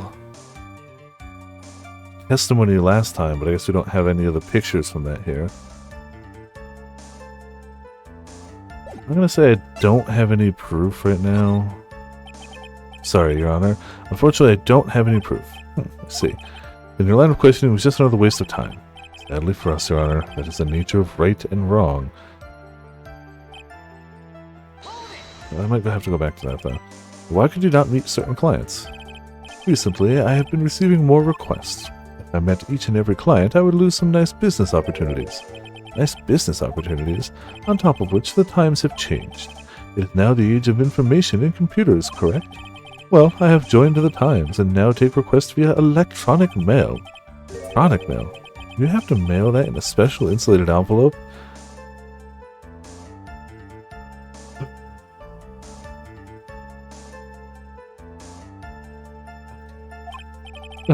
I'm very sorry. I despise the shortening of words. What I meant by electronic mail is what is commonly referred to as email. Email? Contest of mimicry, the judge would beat a parrot, hands down. Anyway, so you took this job without having met your client, and... Were there other things? Yes. What were these other things? A few other things that have nothing to do with this case. What should I do? Should I let him slide with that? It'd be really bad if I pushed his buttons the wrong way and he got mad. Push his buttons. Whether or not they're related to this case is for the court to decide. Mr. Attorney. Yes, everything I've said from the beginning has been nothing but beneficial to your client, which is why I wonder what is pushing you to continue with this cross-examination. Could it be that you're planning to betray your own client? That's... Smell the stench of a backstabber, and should you turn out to be one... Wait! Uh-oh. It's looking really bad. I shouldn't press my luck. Alright, I have to think. Is this worth pursuing? Press further! Witness, this is a very important matter. Please cooperate and tell us what these other jobs your client requested were. If it is truly that important, I suppose I don't have much of a choice. The bear figurine. The bear figurine? After the assassination of the target, I was to find that figurine. I was told that this job was just as important as the actual killing. And where was that figurine? It was inside Mr. Corda's suitcase. And then, what did he do next? I handed it over to my client right away. You gave it to your client. Interesting. This information certainly sounds important to me. Witness, please include what you just stated in your testimony. As you wish. One of these was to find the bear figurine and give it to Adrian Andrews. I found this figurine at Mr. Onguard's mansion. If you gave it to Miss Andrews, then what was it doing there? I was waiting for her there. It was also part of the plan to frame Mr. Onguard, I'm sure. That makes a lot of sense. Well, Mr. Wright, do you have any problems with this piece of testimony? Do I?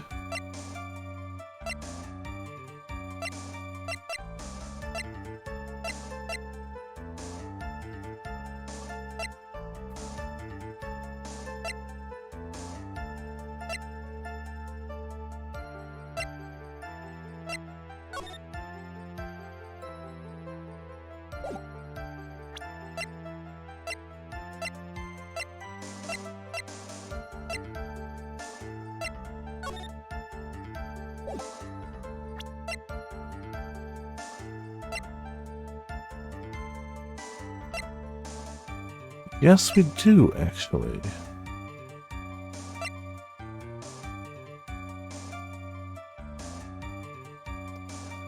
Do we have any evidence to actually back it up? Because she stated multiple times that her whole reason for going in there was to try to find the bear and burn it.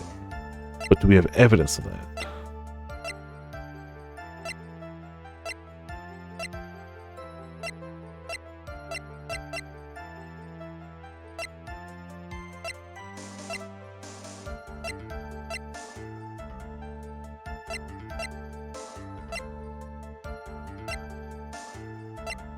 I don't think we have evidence of that, though.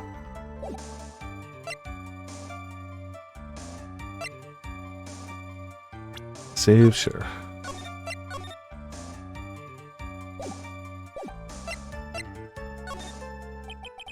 The killer says he gave the figurine to Miss Andrews, but I know somewhere in that statement there's a contradiction. And yet, I know that if I present something trivial here, cut the connection on his end. If you want to make a strong point, Phoenix, you have to present strong evidence. He's right. So now what? Dr. Wright? Think it over again.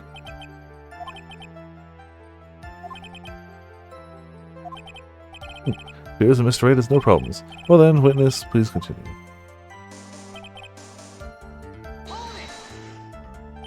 So you're saying that you never saw your client's face, not even once? Ah. I did. Once. When I went to give my client the figurine. Yes, I see. But Miss Andrews was wearing a mask at the time. A mask? A nickel samurai mask, I'm guessing. Mr. Wright, what do you have to say about this? Do you have any problems with this piece of testimony?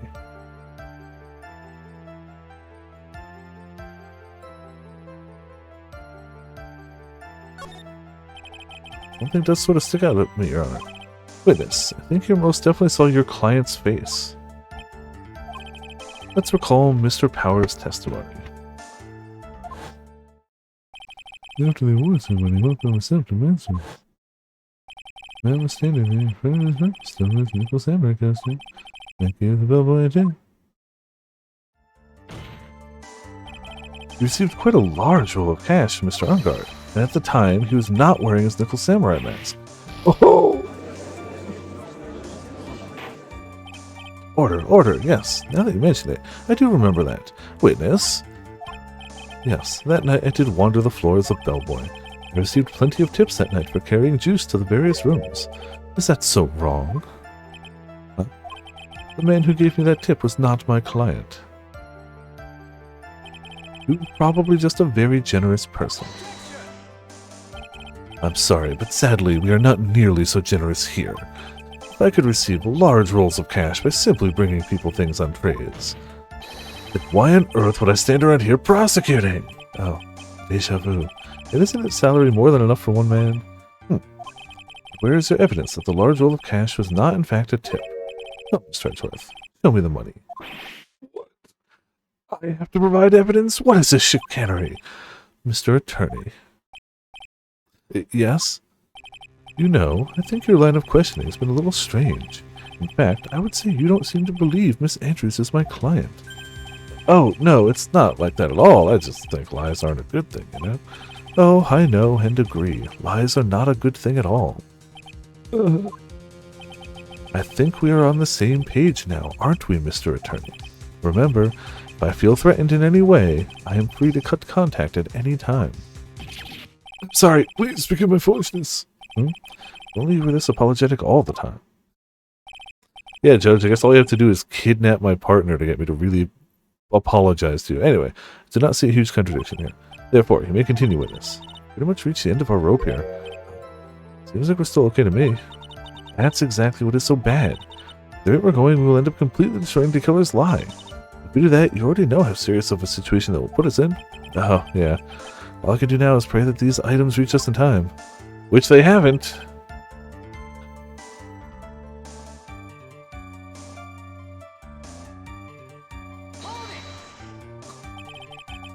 No.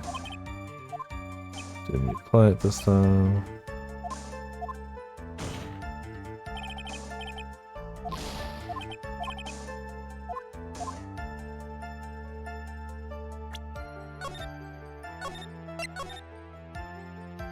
I think we picked it didn't have any last time. Come this far, I have to try to prove something here. Very well, I will show you proof. Are you sure about this, Phoenix? Here's proof that the witness met with his client who wished Mr. Corridor dead.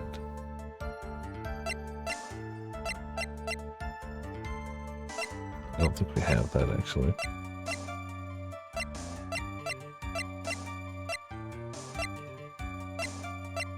Can I go back? Nope.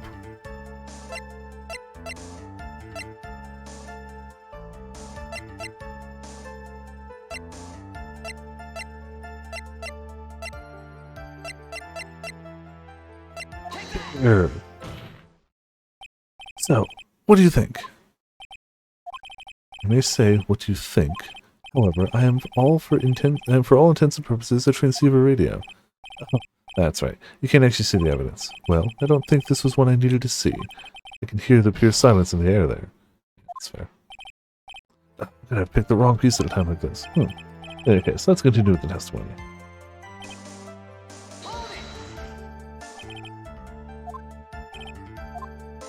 It's the whole email thing.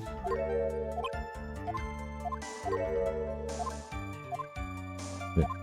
Definitely nothing in the email one. 2 or 3 other things. It sounds like it's one thing, the bear.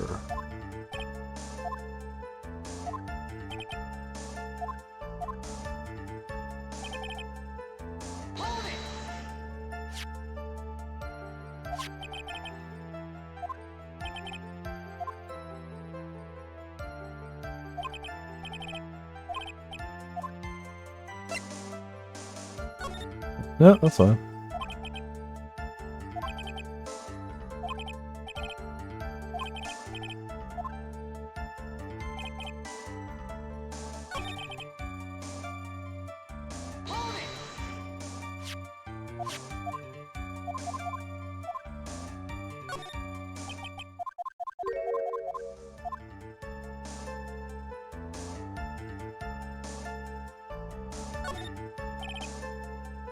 Witness, let's go over this one more time. You gave Miss Andrews the bear figurine, and she told you to take the bear and wait for her at the on-guard mansion. Is that correct? Yes. But where are you going with this? Well, I think maybe you might have remembered a few things incorrectly. What? This is the battle of wits. I can't let up on them. I don't think it is possible for Miss Andrews to have been the recipient of this bear.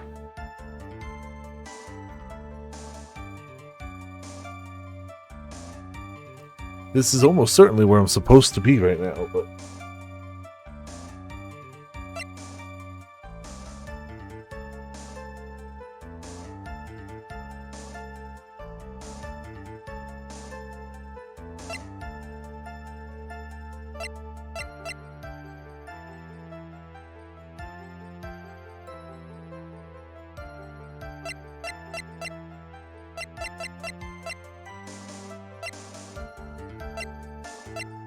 no idea what proof would support this.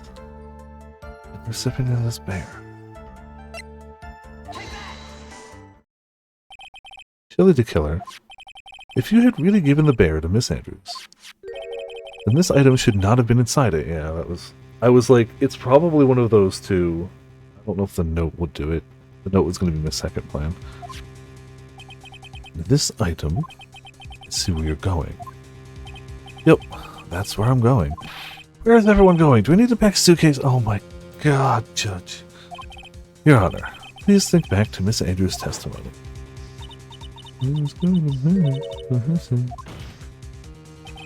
If even for a single minute, this bear had actually been in Miss Andrews' hands, I'm sure she would have taken the suicide note and burned it. Look at the star of I tried. Order! So that's where you two were going. So by the very fact the suicide note was still inside the bear, tells us that your client didn't know how to disassemble the puzzle, which means... It means, Your Honor, that it is impossible for Adrian Andrews to be the client. Oh! Order! Order! Order! Mr. Phoenix Wright. I'm sure I mentioned this before. How I hate traitors above all else. I think your cross-examination has clearly demonstrated something to me. You must wish to break your end of our agreement. No, that's not. It's enough. If that is your intention, there's only one thing for me to do. Oh, wait, please. Gentlemen, ladies, please excuse me. I have a matter that I must attend to. No, please, not that. Please wait. Mr. Attorney, bring this trial to a speedy end, and I may stay my hand. Otherwise... Wah! What in the... Mr. Wright, are you... Mr. Edgeworth? Yes, Your Honor. I didn't understand this witness's outburst just now. Do you think there's a need to hear more testimony, or is this enough? Well, we should. Edgeworth, can't do this. If we keep this up, Maya, she'll... prosecution, What has come over everyone? Even you are... Prosecution... rests. What is going on around here? Prosecution is no further questions, Your Honor. What? The judge at least knows enough to be confused. Well, I never thought I'd see the day. This is a most unusual situation. If the prosecution rests with no further questions, then the prosecution has failed to uphold its stance. If that is the case, then even though I'm reluctant, I must believe that Mr. DeKiller's testimony is accurate. That would mean that Shelley DeKiller's client is Adrian Andrews. Mr. Wright. Yes, Your Honor? If I end the trial here, right now, then your client, Matt Onguard, would be declared innocent. And in his place, Adrian Andrews would be charged with murder. Miss Andrews, charged with murder? Yeah, that's how this works! Prosecution has no further questions, so we will now hear the defense's final remarks. Bailiff, please bring the defendant, Matt Onguard, to the stand. The news from DeKiller's hideout didn't make it in time. We tried as hard as we could, but it looks like our time has run out. Oh, if anyone can remember, I'm not going to go back to it, so it's fine. Was there something I could have presented that would have given us the location of the band? Okay, what was it? What could I have presented? Because, like, I have no idea, and I'm not going to go back to it, so, like, I can't believe it. The only way I'd go back to it is if, like, that's the only way to progress, but they wouldn't let me get this far if that was the hard ending. Have to figure it out soon. Oh, okay, got it. Never mind then. If it's going to be relevant, I thought we were far past it, so cool. The outcome now lies in your hands. I assumed we were well past it. Dude, did the old guy finally decide? To be honest, I can't think of you as a truly innocent and good person. You've done enough evil to drive a woman to suicide. But, at least on the charge of murder, you are innocent.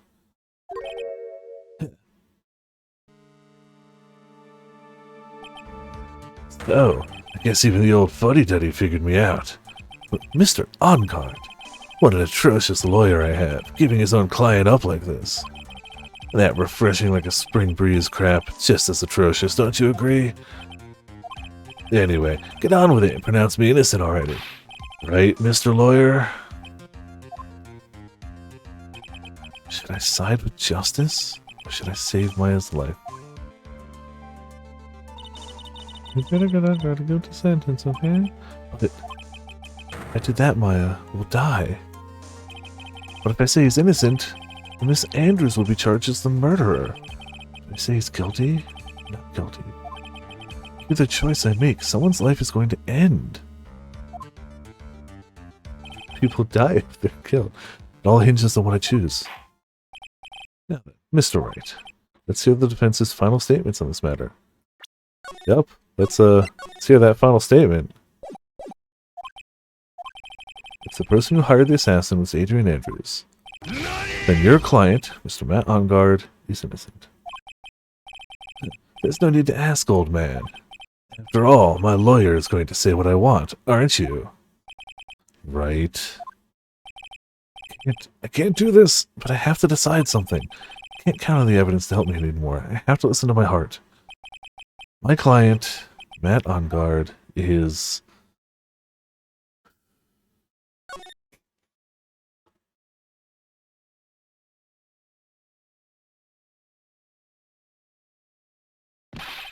We're waiting for your answer, Mr. Wright. Matt On-Guard, your client, deserves an answer. Yeah. Sorry. Matt On-Guard is... Hey! Francisco von Karma! Also, ow! How does your whip reach me from the door? Ow! You see now, don't you, Mr. Phoenix Wright? This is exactly why you should never take your eyes off of that scruffy oh. Yep. She had the GPS gumshoe positioning system. Yeah, she did. I was looking at the evidence. I wasn't thinking people. Yep. Absolutely. Did you bring them? The final pieces. Do you have them? You should know better than to ask that, Mr. Miles Edgeworth. A Von Karma is perfect in every way.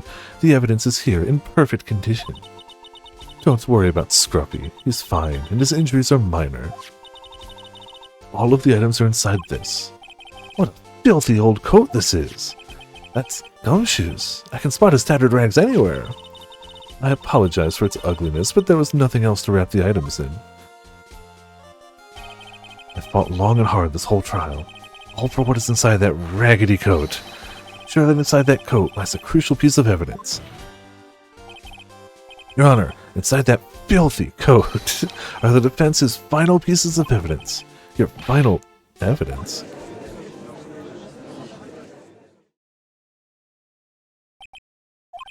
This trial is already over. All that remains is for me to hand down my verdict. I do not believe that any evidence presented now would change the outcome of this trial. What? Your Honor, it is our duty to examine every piece of evidence down to the last. I request that Miss Von Karma be allowed to present these pieces of evidence. I suppose you're right, Mr. Edgeworth. I mean, Phoenix said basically the exact same thing, but fuck that guy. Edgeworth, you're my real bro. Grant permission to do so. However, this one obvious rule applies here. If these items do not bring up any new points, then they will not be accepted by this court. Now, Miss Von Karma, if you please. These pieces of evidence are items left by the killer during his escape from the police. Excuse me. He must have been in quite a rush. Yes, Your Honor. The killer left 3 pieces of evidence. Somewhere among the evidence we're about to see, there will be something that will turn this whole situation around. A miracle. I'm sure of it. That's all we can hope for. The first item is a pistol. Does the killer's pistol have anything to do with this case?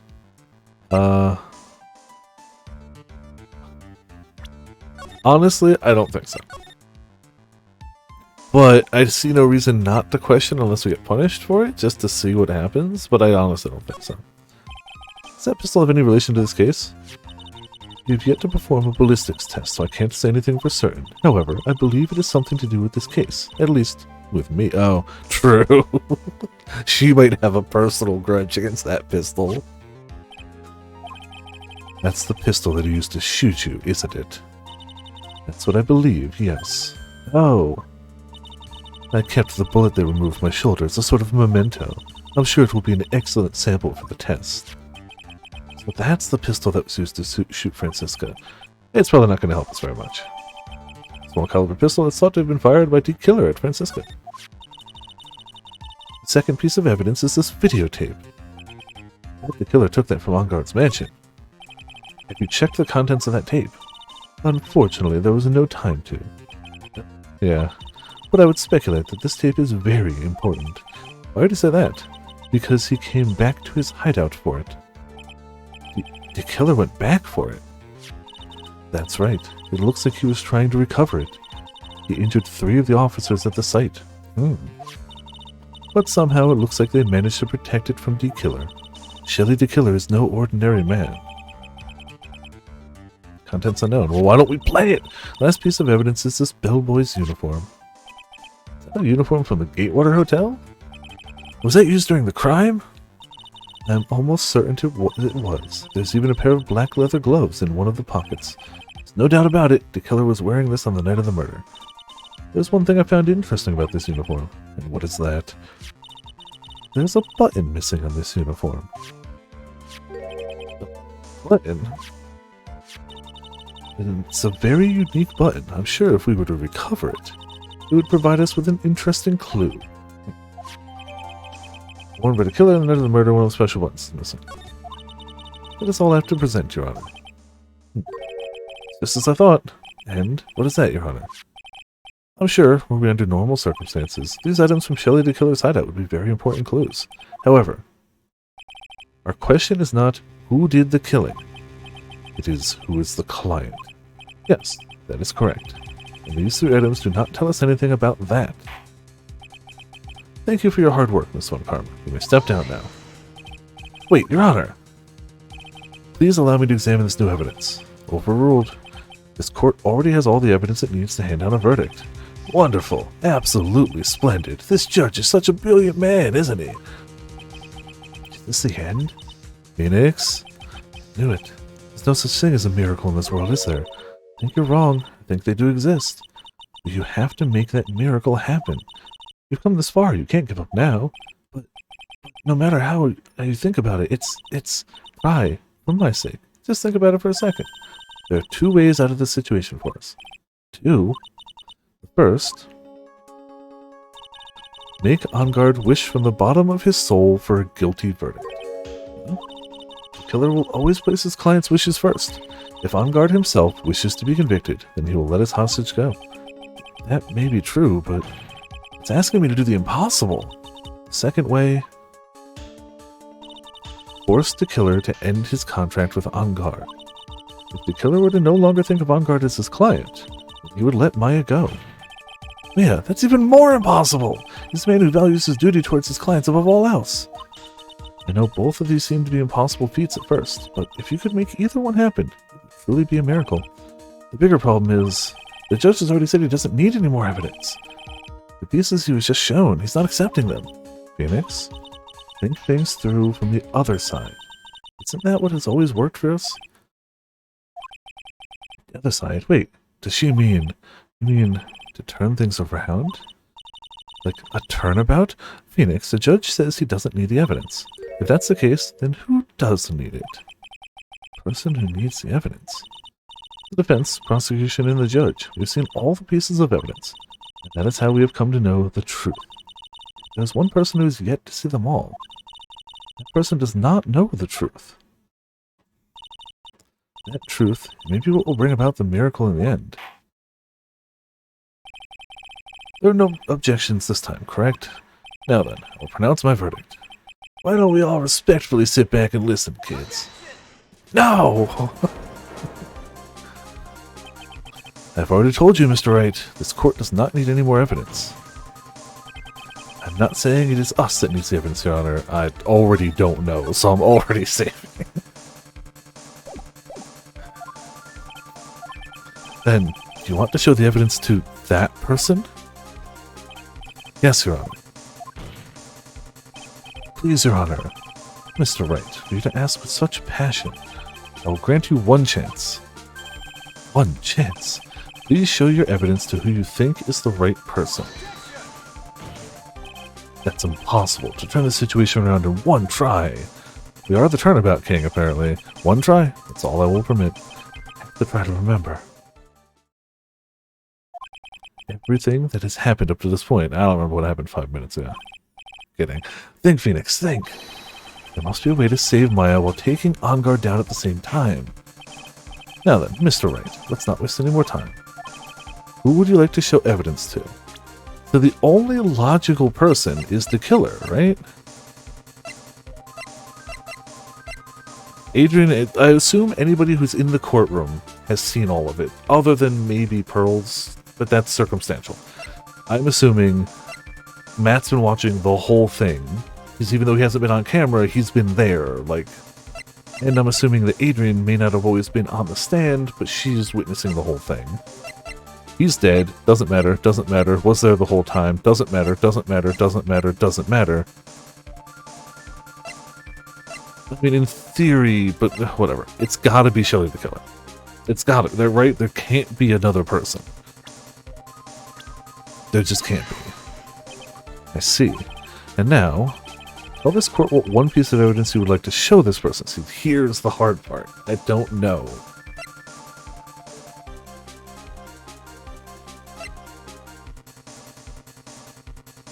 It's gotta be one of the 3 new ones. It has to be. We went back for the tape. Which makes me think that, but... I mean, it's got... Hush, Robin.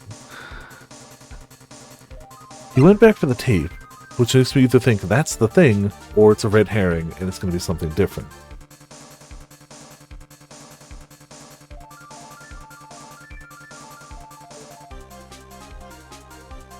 My gut says the uniform. My logic says the tape. My gut says the uniform.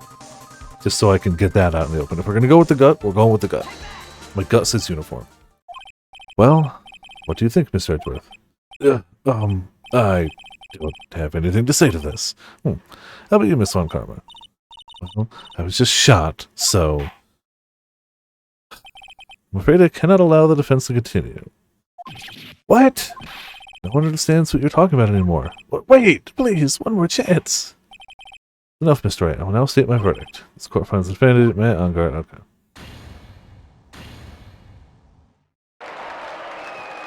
Yay! That's all. This court is adjourned.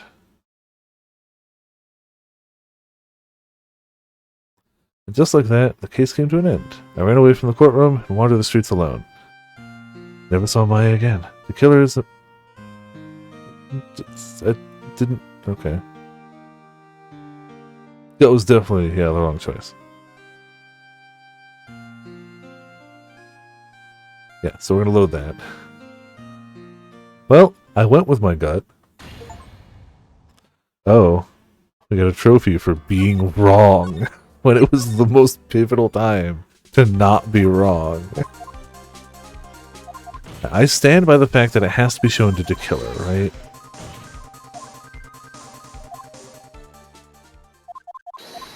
If it's not the killer, then it's got to be the tape to someone else, but I'm going to try all 3 items with the killer first, because it just makes sense to me. I don't even know if the gun would matter. Well, what do you think, Mr. Oh, okay. I assumed it was going to play it the same way. Whoops. Bailiff, please bring in the transceiver from earlier. Alright. Looks like I managed to convince him. Logic said the tape, but I went with my gut anyway, and my gut's stupid. Maya, she's okay, right? Didn't I tell you to concern yourself with bringing about a speedy end to this trial? Now, if I understand correctly, you wish to show me one piece of evidence.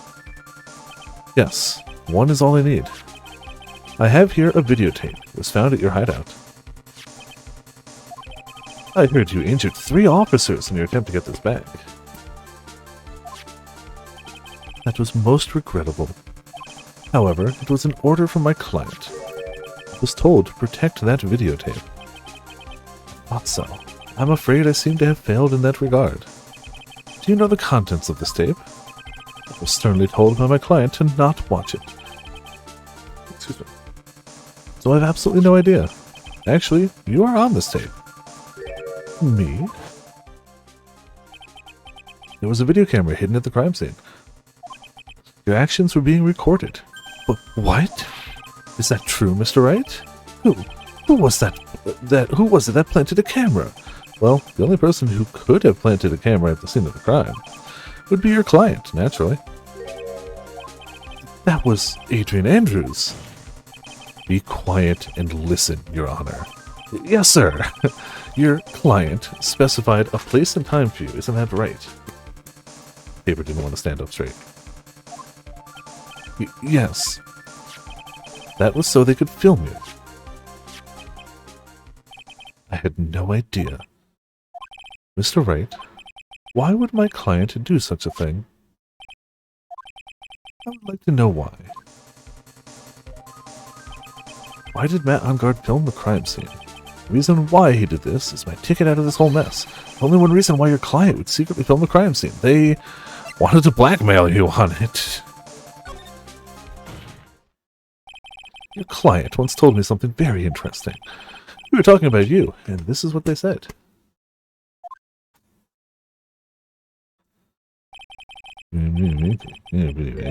This won't sense. Come on, Mr. It sounds concerned about baby. Yes, that's where the video comes in. But I can keep him in bed. Your client didn't trust you at all. They were thinking of using this video to blackmail you. What do you have to say to that, Shelley the Killer? Oh! He hoed himself to pieces. It looks like I was being deceived from the very beginning. Yes, by a natural. That is the kind of person they are. Your client is a person who only thinks and plots of how to use the people around them to protect themselves from devastation and any of all dangers that may arise. That is the true nature of your client. I have one question for the witness. Yes, you told us one thing numerous times during your testimony. You said that you detest traitors most of all. Yes, that is right. What if that traitor was your own client? What would you do then? That's obvious. I would break our contract in that case. And then, that client would become my next target. For the honor of the Killer name, even if it takes an eternity, I would follow that person to the ends of the earth to exact my punishment. You know, hypothetically. I see. That's all I wanted to know. The traitor becomes the killer's next target. I get it. This is how we'll turn this case around. Matt's just gonna die! Mr. Wright. Yes? My contract with my client is over as of now. I seem to have a new job on my hands. I will now return to you your precious item. What the? I'm not an item! Beep. Maya, I thought I'd never see you again. Oh, thank goodness. Ooh, boy. This trial appears to have come to its conclusion? However, I'm sort of... I don't quite know what just happened there with the client and the witness and... Ah! Miss Von Karma, where did that... She always has you in her sights. Now, I do believe it's time to finally hand down a verdict. About time. Mr. Oncard, it looks like somehow you got what you wanted. You will finally receive the acquittal you wanted so badly. You should be happy. Never seen a sniper scope on a whip. Yeah, until now. But before that, I would like to make one final statement. Sometime in the near future, one very betrayed assassin may appear before you. Needless to say, that man is very good at what he does. I'm sure you would understand what I mean if you watch this video. Help me.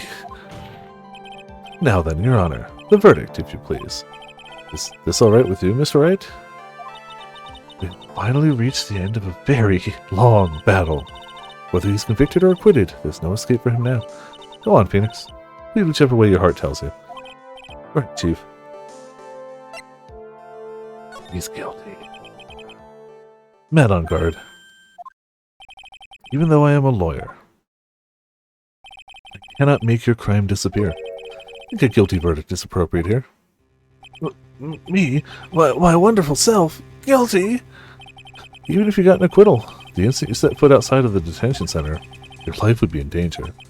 No matter which way you look at it, you can't run away from your crime anymore. Oh, jeez. Oh my... Okay.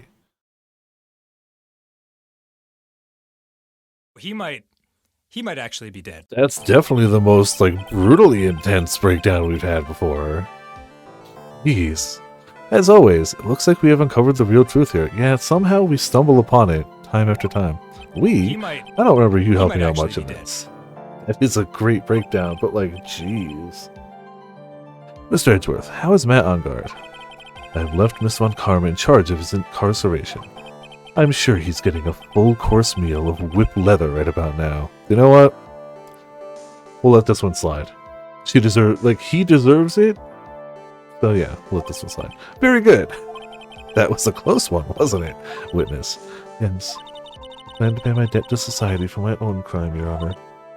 Especially because you guys don't seem to want to charge me for any of the things I did. I guess I'll just... The first time I was called to the witness stand during this trial, all I felt was despair. She must be talking about the time Edgeworth really went after her. I guess she was trying to forgive him for what he did. There's one thing she has this. You're going to say what she's doing. There's no concern to me. But after that, when I was alone at the detention center, that's the first time I really saw myself for who I am.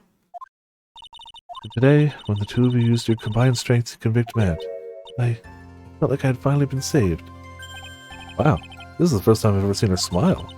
Really happy that you two were in charge of this case. I really don't know how to express how I feel at this moment. This is the first time I felt comfortable with myself, with who I am.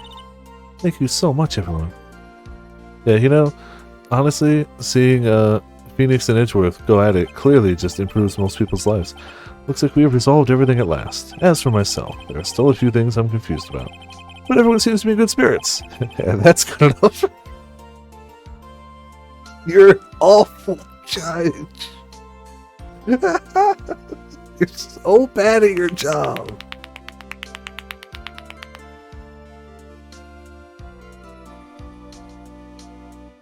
I truly don't know what just went down, but everyone here is happy, so I have to believe something good happened. So bad. That is all. This court is adjourned. March 25th, 5:14 p.m. District Court. So, on the off chance I had gotten the Francisca thing correct, would that have changed anything that would have happened? Just enough to be confused. Yep. You were great in there, Phoenix. What I did out there was right, wasn't it? This is the first time you've not gotten your client off. You got them a guilty verdict this time. Good master. Oh, cool. Okay. That's pretty nifty then. But you have to look past all of that to what's really important. You now realize that there's something more than just getting a not guilty, right? Yes, I understand now. Phoenix, think back for a second. Think to the moments before Miss Von Karma arrived with the final piece of evidence. Think about the incredible decision you had to make. Miss Wright, this is the first false in this matter. Can't go, it was something we hope to do that. Instead of justice, just the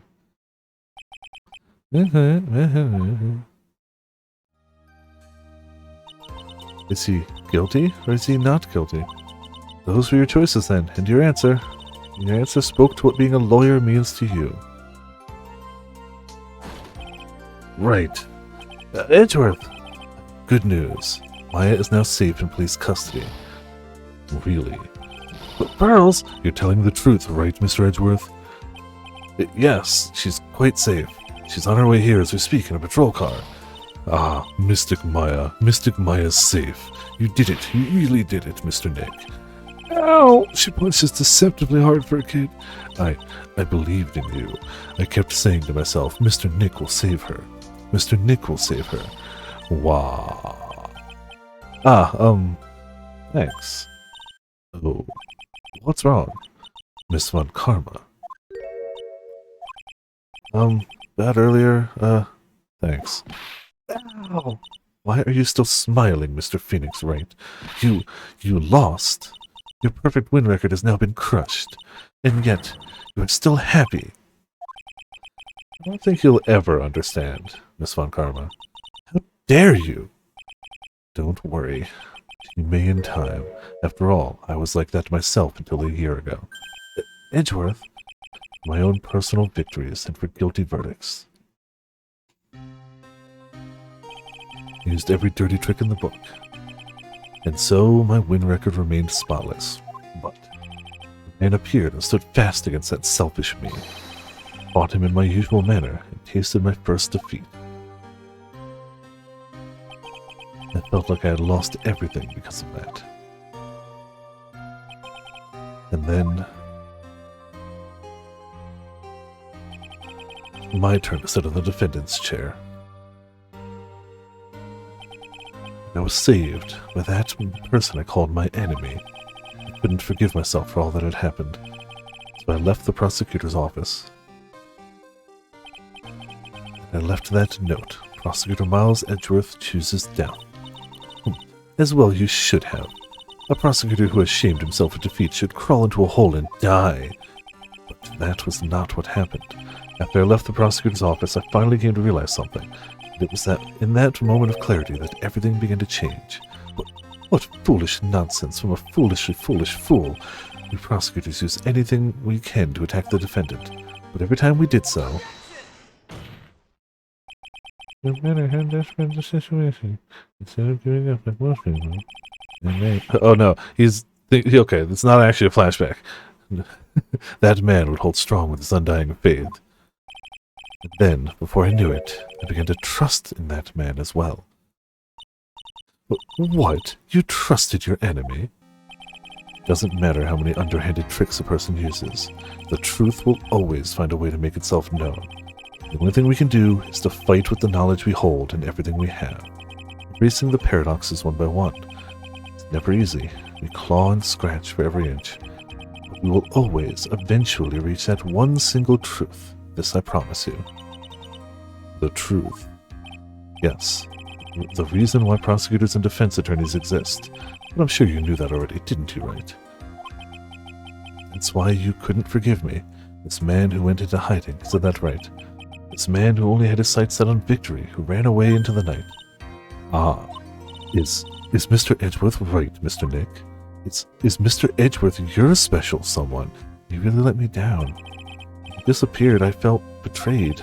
The reason I decided to become a lawyer to begin with was because I believed in the things you said to me. All those years ago. And you betrayed your own words. That's why, 1 year ago, I made up my mind. I decided that the Miles Edgeworth I knew had died. At least, that's what I told myself. You pathetic fool! Miss Von Karma. I don't want to hear the wretched whimpering of a disgraced loser. A Von Karma is someone who is destined to be perfect. Miles Edgeworth, you are no longer worthy. You are no longer worthy of being a Von Karma. He's like, oh, let me cry giant tears of sadness. This is how Pearl became a Fujoshi. Yeah, honestly, let's be honest.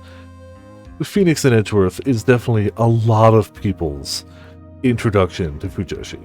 It's just factual. It's just factual.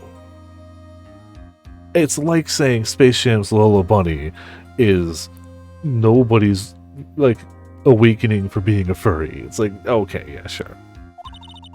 And neither am I. It's over. It's all over. Siska threw something on the ground just now. This is an electromagnetic receiver. Isn't that the thing she used to track Detective Gumshoe? I'll return this to the precinct later. It's something else. Ah. Isn't that Miss Von Karma's whip? I'll never set foot in another courtroom again. I'm sure that's what she's saying by this action. You should keep this, right? Okay. Nick! Maya! Mystic Maya. Mystic Maya. Aw. What's this? Some screen. Oh, Nick, I knew you would come through. You got on guard convicted like I knew you would. And on top of that, you even rescued me. Well, of course I did. You know I would never desert you. But we sure pressed our luck this trial. You're really lucky to be standing here. Whatever. Look, it's over, okay? Besides, if I did croak, I would just come back and haunt you like a bad ghost through Pearly. Is it really that easy to do something like that? But thanks a lot, Nick. Don't mention it. Maya. Oh, Mr. Edgeworth. Relieved you're all right. Hey, it looks like you've made some real progress, Mr. Edgeworth. Well, I suppose I'm a little different from who I was a year ago. Yeah, it's been like a few days. We should let her get some food. All right. Next time we got out of this depressing place. Huh? Where are we going? Food, Nick. Food. Grub chow. I'm starved. So hungry, even you look like a nice juicy burger on a bun to me, Nick. You think I look like a burger? I'm a prime rib at least. Come with us, Mr. Edgeworth, please. If you insist. Alright, so how about we hit up a usual burger joint? Don't be silly, Nick. Huh? This case messed up that awesome evening, and I got in the way of my gourmet food. So I've decided that we have to make up by having another feast. Another feast. Come on, Nick. Food! You got paid this time, right? Oh, okay. March 23rd, 7:38 p.m., Gatewater Hotel, hotel lobby. Hey, pal, sorry to keep you guys waiting. Jeez. Man, he gets... I hope he eventually takes some upturn. Like, he deserves something. Gumshoe, are you alright? Yeah, but I'm really embarrassed. I didn't think I would hit a telephone pole of all things. Telephone pole, and it wasn't a red light that got him. You did it again, city boy. I feel like my dear old heart was going to give out on me, and I ain't joking. Yeah, that was more exciting than the very last episode of The Steel Samurai. Thanks. Now looky here, Mr. Snooty Prosecutor. Don't you reckon you bullied Mr. Wright too hard? If y'all don't start being a lot nicer to him, he might just kick it tonight even. I'll keep that in mind. Well, come on now, everyone gather around. Y'all gonna get your picture taken by a genuine professional photographer. It's like Lala bought herself a new camera, even though we literally have her other camera. Well, pal, at least we can put this messy case behind us now. Come on, tonight's all about eating, so let's go chow down, pal. Amen to that, pal. Amen. You know, when you think about it, you were the one who saved the day, Detective. Huh? Me? You really think so? He's right. If it wasn't for the 3 items you took, I think this trial would have had a very different ending. Well, you know, it's... Huh? Wait. That's odd. I ran off with the things from the killer's hideout. I'm sure I took 4 things in total, sir. What? 4? Yeah, I'm sure I put one of the items in my coat pocket. It's a fourth item. Oh, come on, y'all. It's over. Oh boy, I tell you really are something else. Been getting accused of murder and getting kidnapped. Never a dull moment with you, huh? You think? Why does she look so happy about that? But being shut away for 2 whole days. Weren't you scared? Yeah, it was really scary. I felt so hopeless. So to keep my mind off things, I drew a picture. Sounds like you had a rough, gal. So where's this picture of yours? Yeah, I want to see it. I want to see Mystic Maya's picture. You know, I don't know where it went. Oh, that's too bad. Well, it's alright. It wasn't anything important anyway. Sure is nice to finally see them both smiling again. Beep beep, beep beep. What is it, Edgeworth? This thing is picking something up. Ah, that's Miss Von Karma's receiver. Thanks to her, I had the most awful experience of my life, sir. Can't believe she stuck a tracking device on me. That's odd, even though you're standing right here. The tracking device seems to be in a different location. It's probably busted or something, sir. Well, doesn't matter. I'm afraid it's about time for me to excuse myself. Still some work to do. Huh? But Mr. Edgeworth, you haven't even eaten anything yet. You're eating way too much, you glutton. She hasn't eaten for 2 days. Let her go this time. I had fun tonight. I had fun tonight. Now, if you'll excuse me, I have a Shelly to de-kill. Wait. What? I just want to say thanks, Edgeworth. You really saved me out there. If anyone should be saying thanks, it should be me, right? I feel like words alone aren't enough here. I wonder if there's anything I can give him to express how I feel. Oh, come on, game. That's not fair. Give him the attorney's badge.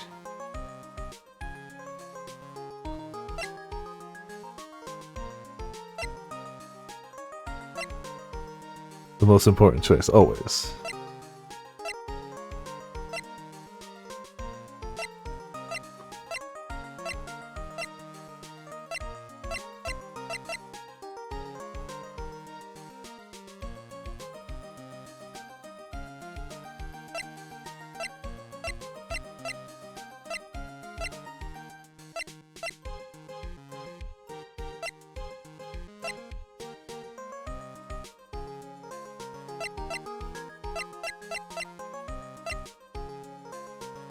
Yeah.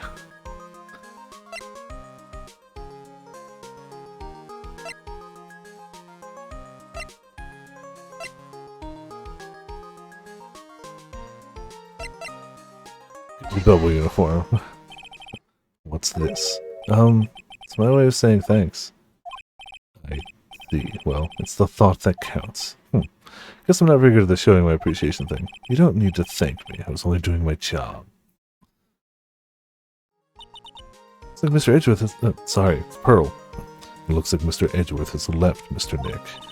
Hey, Mystic Maya. Yes, Pearly? I guess you two can go back to being lovey-dovey, right? You and Mr. Nick, I mean. Pearly! Would you cut it out already? You're embarrassing me! Anyway, so who's paying for this lovely dinner party? If you need to ask, everyone say thank you to Nick. Ah, yeah. I'm kinda at the point where I can't even buy instant noodles, pal. Oh. So I gotta already put your name on the bill. Huh? Yeah, I got me a situation like that, just like that myself. There's this camera shop in this hotel, see? And I just bought myself this good old beauty here. It'd be better for better be anyhow for $3,000. Huh? Actually, I reckon you bought it for me since it's on your tab. Oh. The food I get, the camera is clear extortion. The food I get. The camera. Isn't this great, Mr. Nick? Yeah, Nick? Why did I suddenly feel like screaming? Aw, you don't need to hold back now, you hear? Yeah, pal, time to let it all out.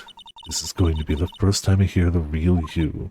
Go on, it's been a while since I heard you say it. I've been busy being hostage and all. Alright then, if you say so.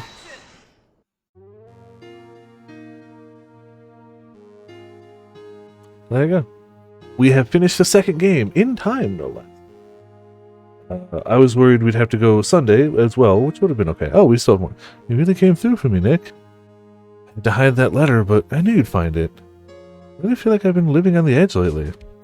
I mean, I've escaped death 3 times now. Pretty cool, huh? I feel like a pro.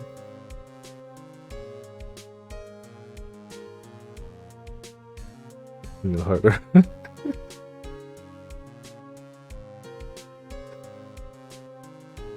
So happy that you could save Mystic Maya. Did I get a good ending? I was so happy. Speaking of which, I think the hotel is a popular place for honeymooners. I sort of made reservations for the 2 of you just in case. How did I get the good ending? I don't get how I got the good ending. I mean, I had no doubts all along. Well, pal, looks like I'm back on the force again. Hell yeah! Miss Edgeworth had a long talk with the chief, and he got me reinstated for my sake. I heard he said things like, letting that one go is bad for all of society. I knew it! Crashing headlong into everything is the only way to live, pal! I hope he gets a raise, too. I really hope so.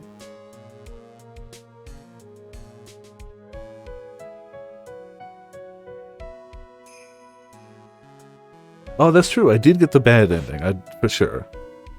I don't remember the voice. I'm Maggie Bird. I'm retiring in this uniform. I'm going to be a waitress from now on. I don't remember the voice I gave her. And bringing smiles and joy to the people who come to the restaurant, sir. I hope you'll stop by sometime, Mr. Wright.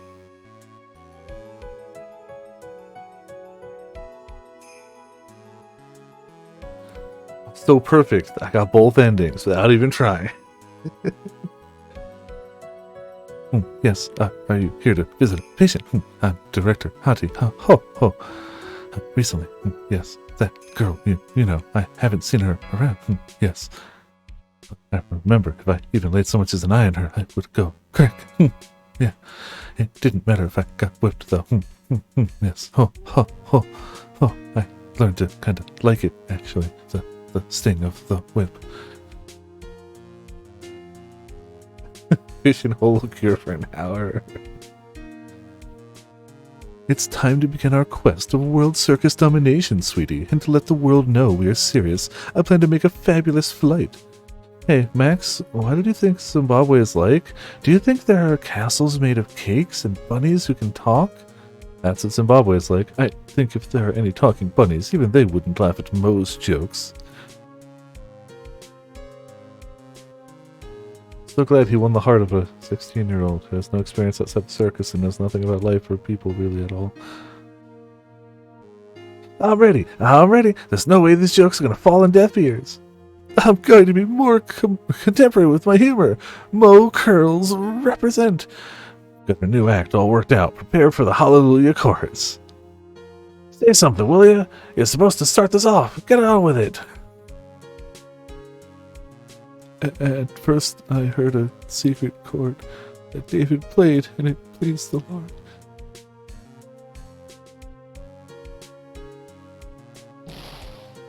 What's this? It's just an ordinary electric razor recharging on its stand. Can't believe this. Really? How long do they plan on making me do this? But it's Echipu's idea, so that means it must have a deep hidden meaning. But why do I get the feeling they wouldn't forget about me? Would they? It was never like this in the old days. Everyone thought the world of me. They used to call me Queen Wendy. And treat me like royalty. And this is going to feel the pain in my heel. You're going to feel it burn. And speaking of burn, flame with fire, it's our danger because of the warehouse. But instead of shooting me, it burned down.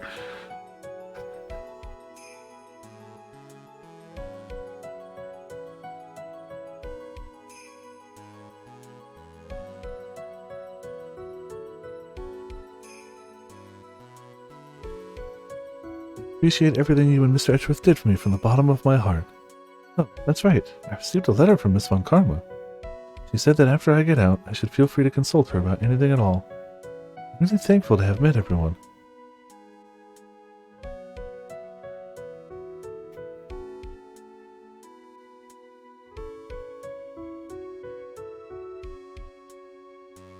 Well, yeah, she admitted to some crimes. Become difficult for me. As such, I will take a short leave of absence. If you would like to request my services, please be sure to visit my homepage. May we both be blessed with longevity. Yeah, she absolutely admitted to crimes, but, like, she's not going to be found guilty for murder just for, tampering with evidence. Attempt to, blame the murder to someone else, but, like, not murder. She's not part of the legal system, so unlike Francisca Von Karma, they can actually do something about this. Von Karma, she's nothing bad will happen to her ever. I mean, she got shot, but, like, nothing legally bad will happen to her. She did get shot, though.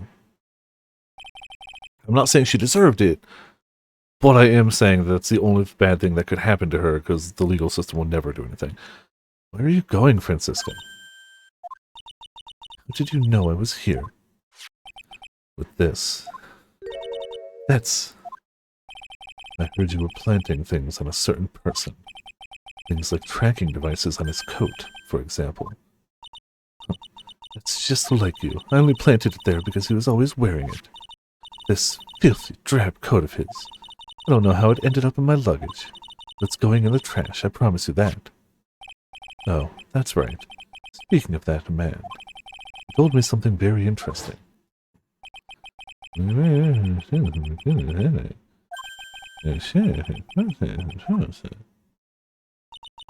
Four things? Seems he put the last one in his coat pocket. He put it in here? It doesn't matter anymore. The case is already over.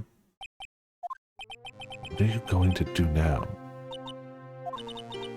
That's none of your business. Are you running away? Shut up! You don't understand a thing. Yeah, I'm sure he's never been in any type of situation where his perfect record's been ruined and he's run away from things. I'm sure he understands nothing of what you're going through. Nothing at all. We have her whip.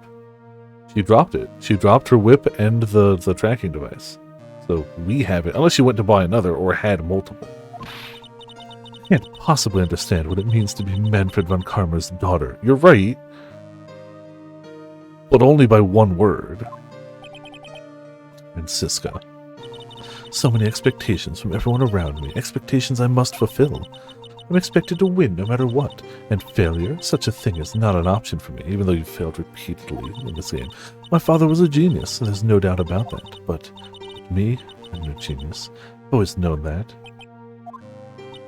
But I had to be one. I had to. I may not be a genius like your father, but you are a prosecutor. You have been and always will be. No, I'm not. Not anymore. I've even thrown my whip away. Yeah, that's the sign of being a prosecutor, by the way. Ah, damn it. You were supposed to give me the whip!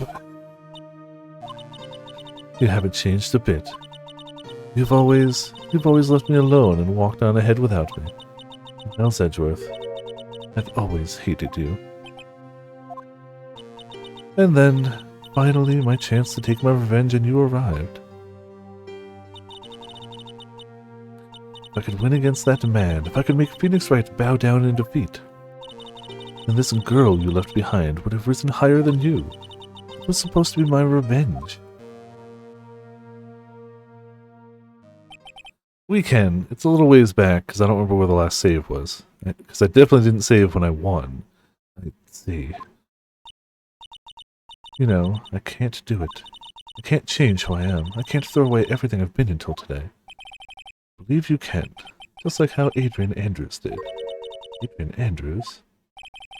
You're going to use her during the trial, right? But you were dependent on your father by using his tactics. Isn't that right? Today, you chased after me, after I had left you behind all these years. That's why we're standing here now, side by side.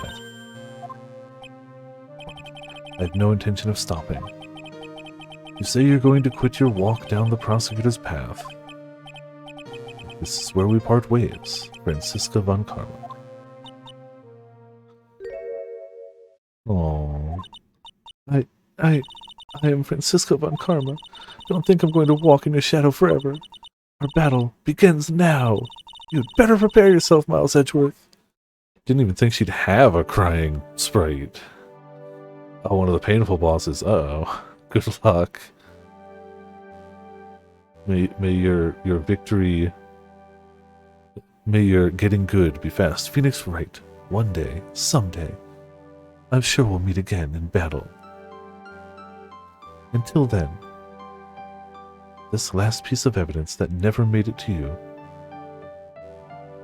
I'll take good care of this fourth piece, so I can give it to you when at last we meet again.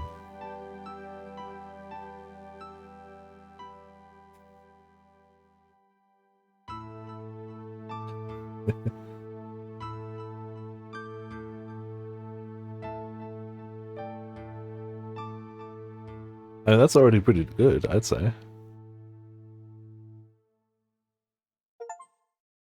Hey, clear episode of Phoenix Wright Ace Attorney Justice for All. Back to the main menu. So, it would defeat the entire purpose of us trying to get this done early to start the next one, unfortunately.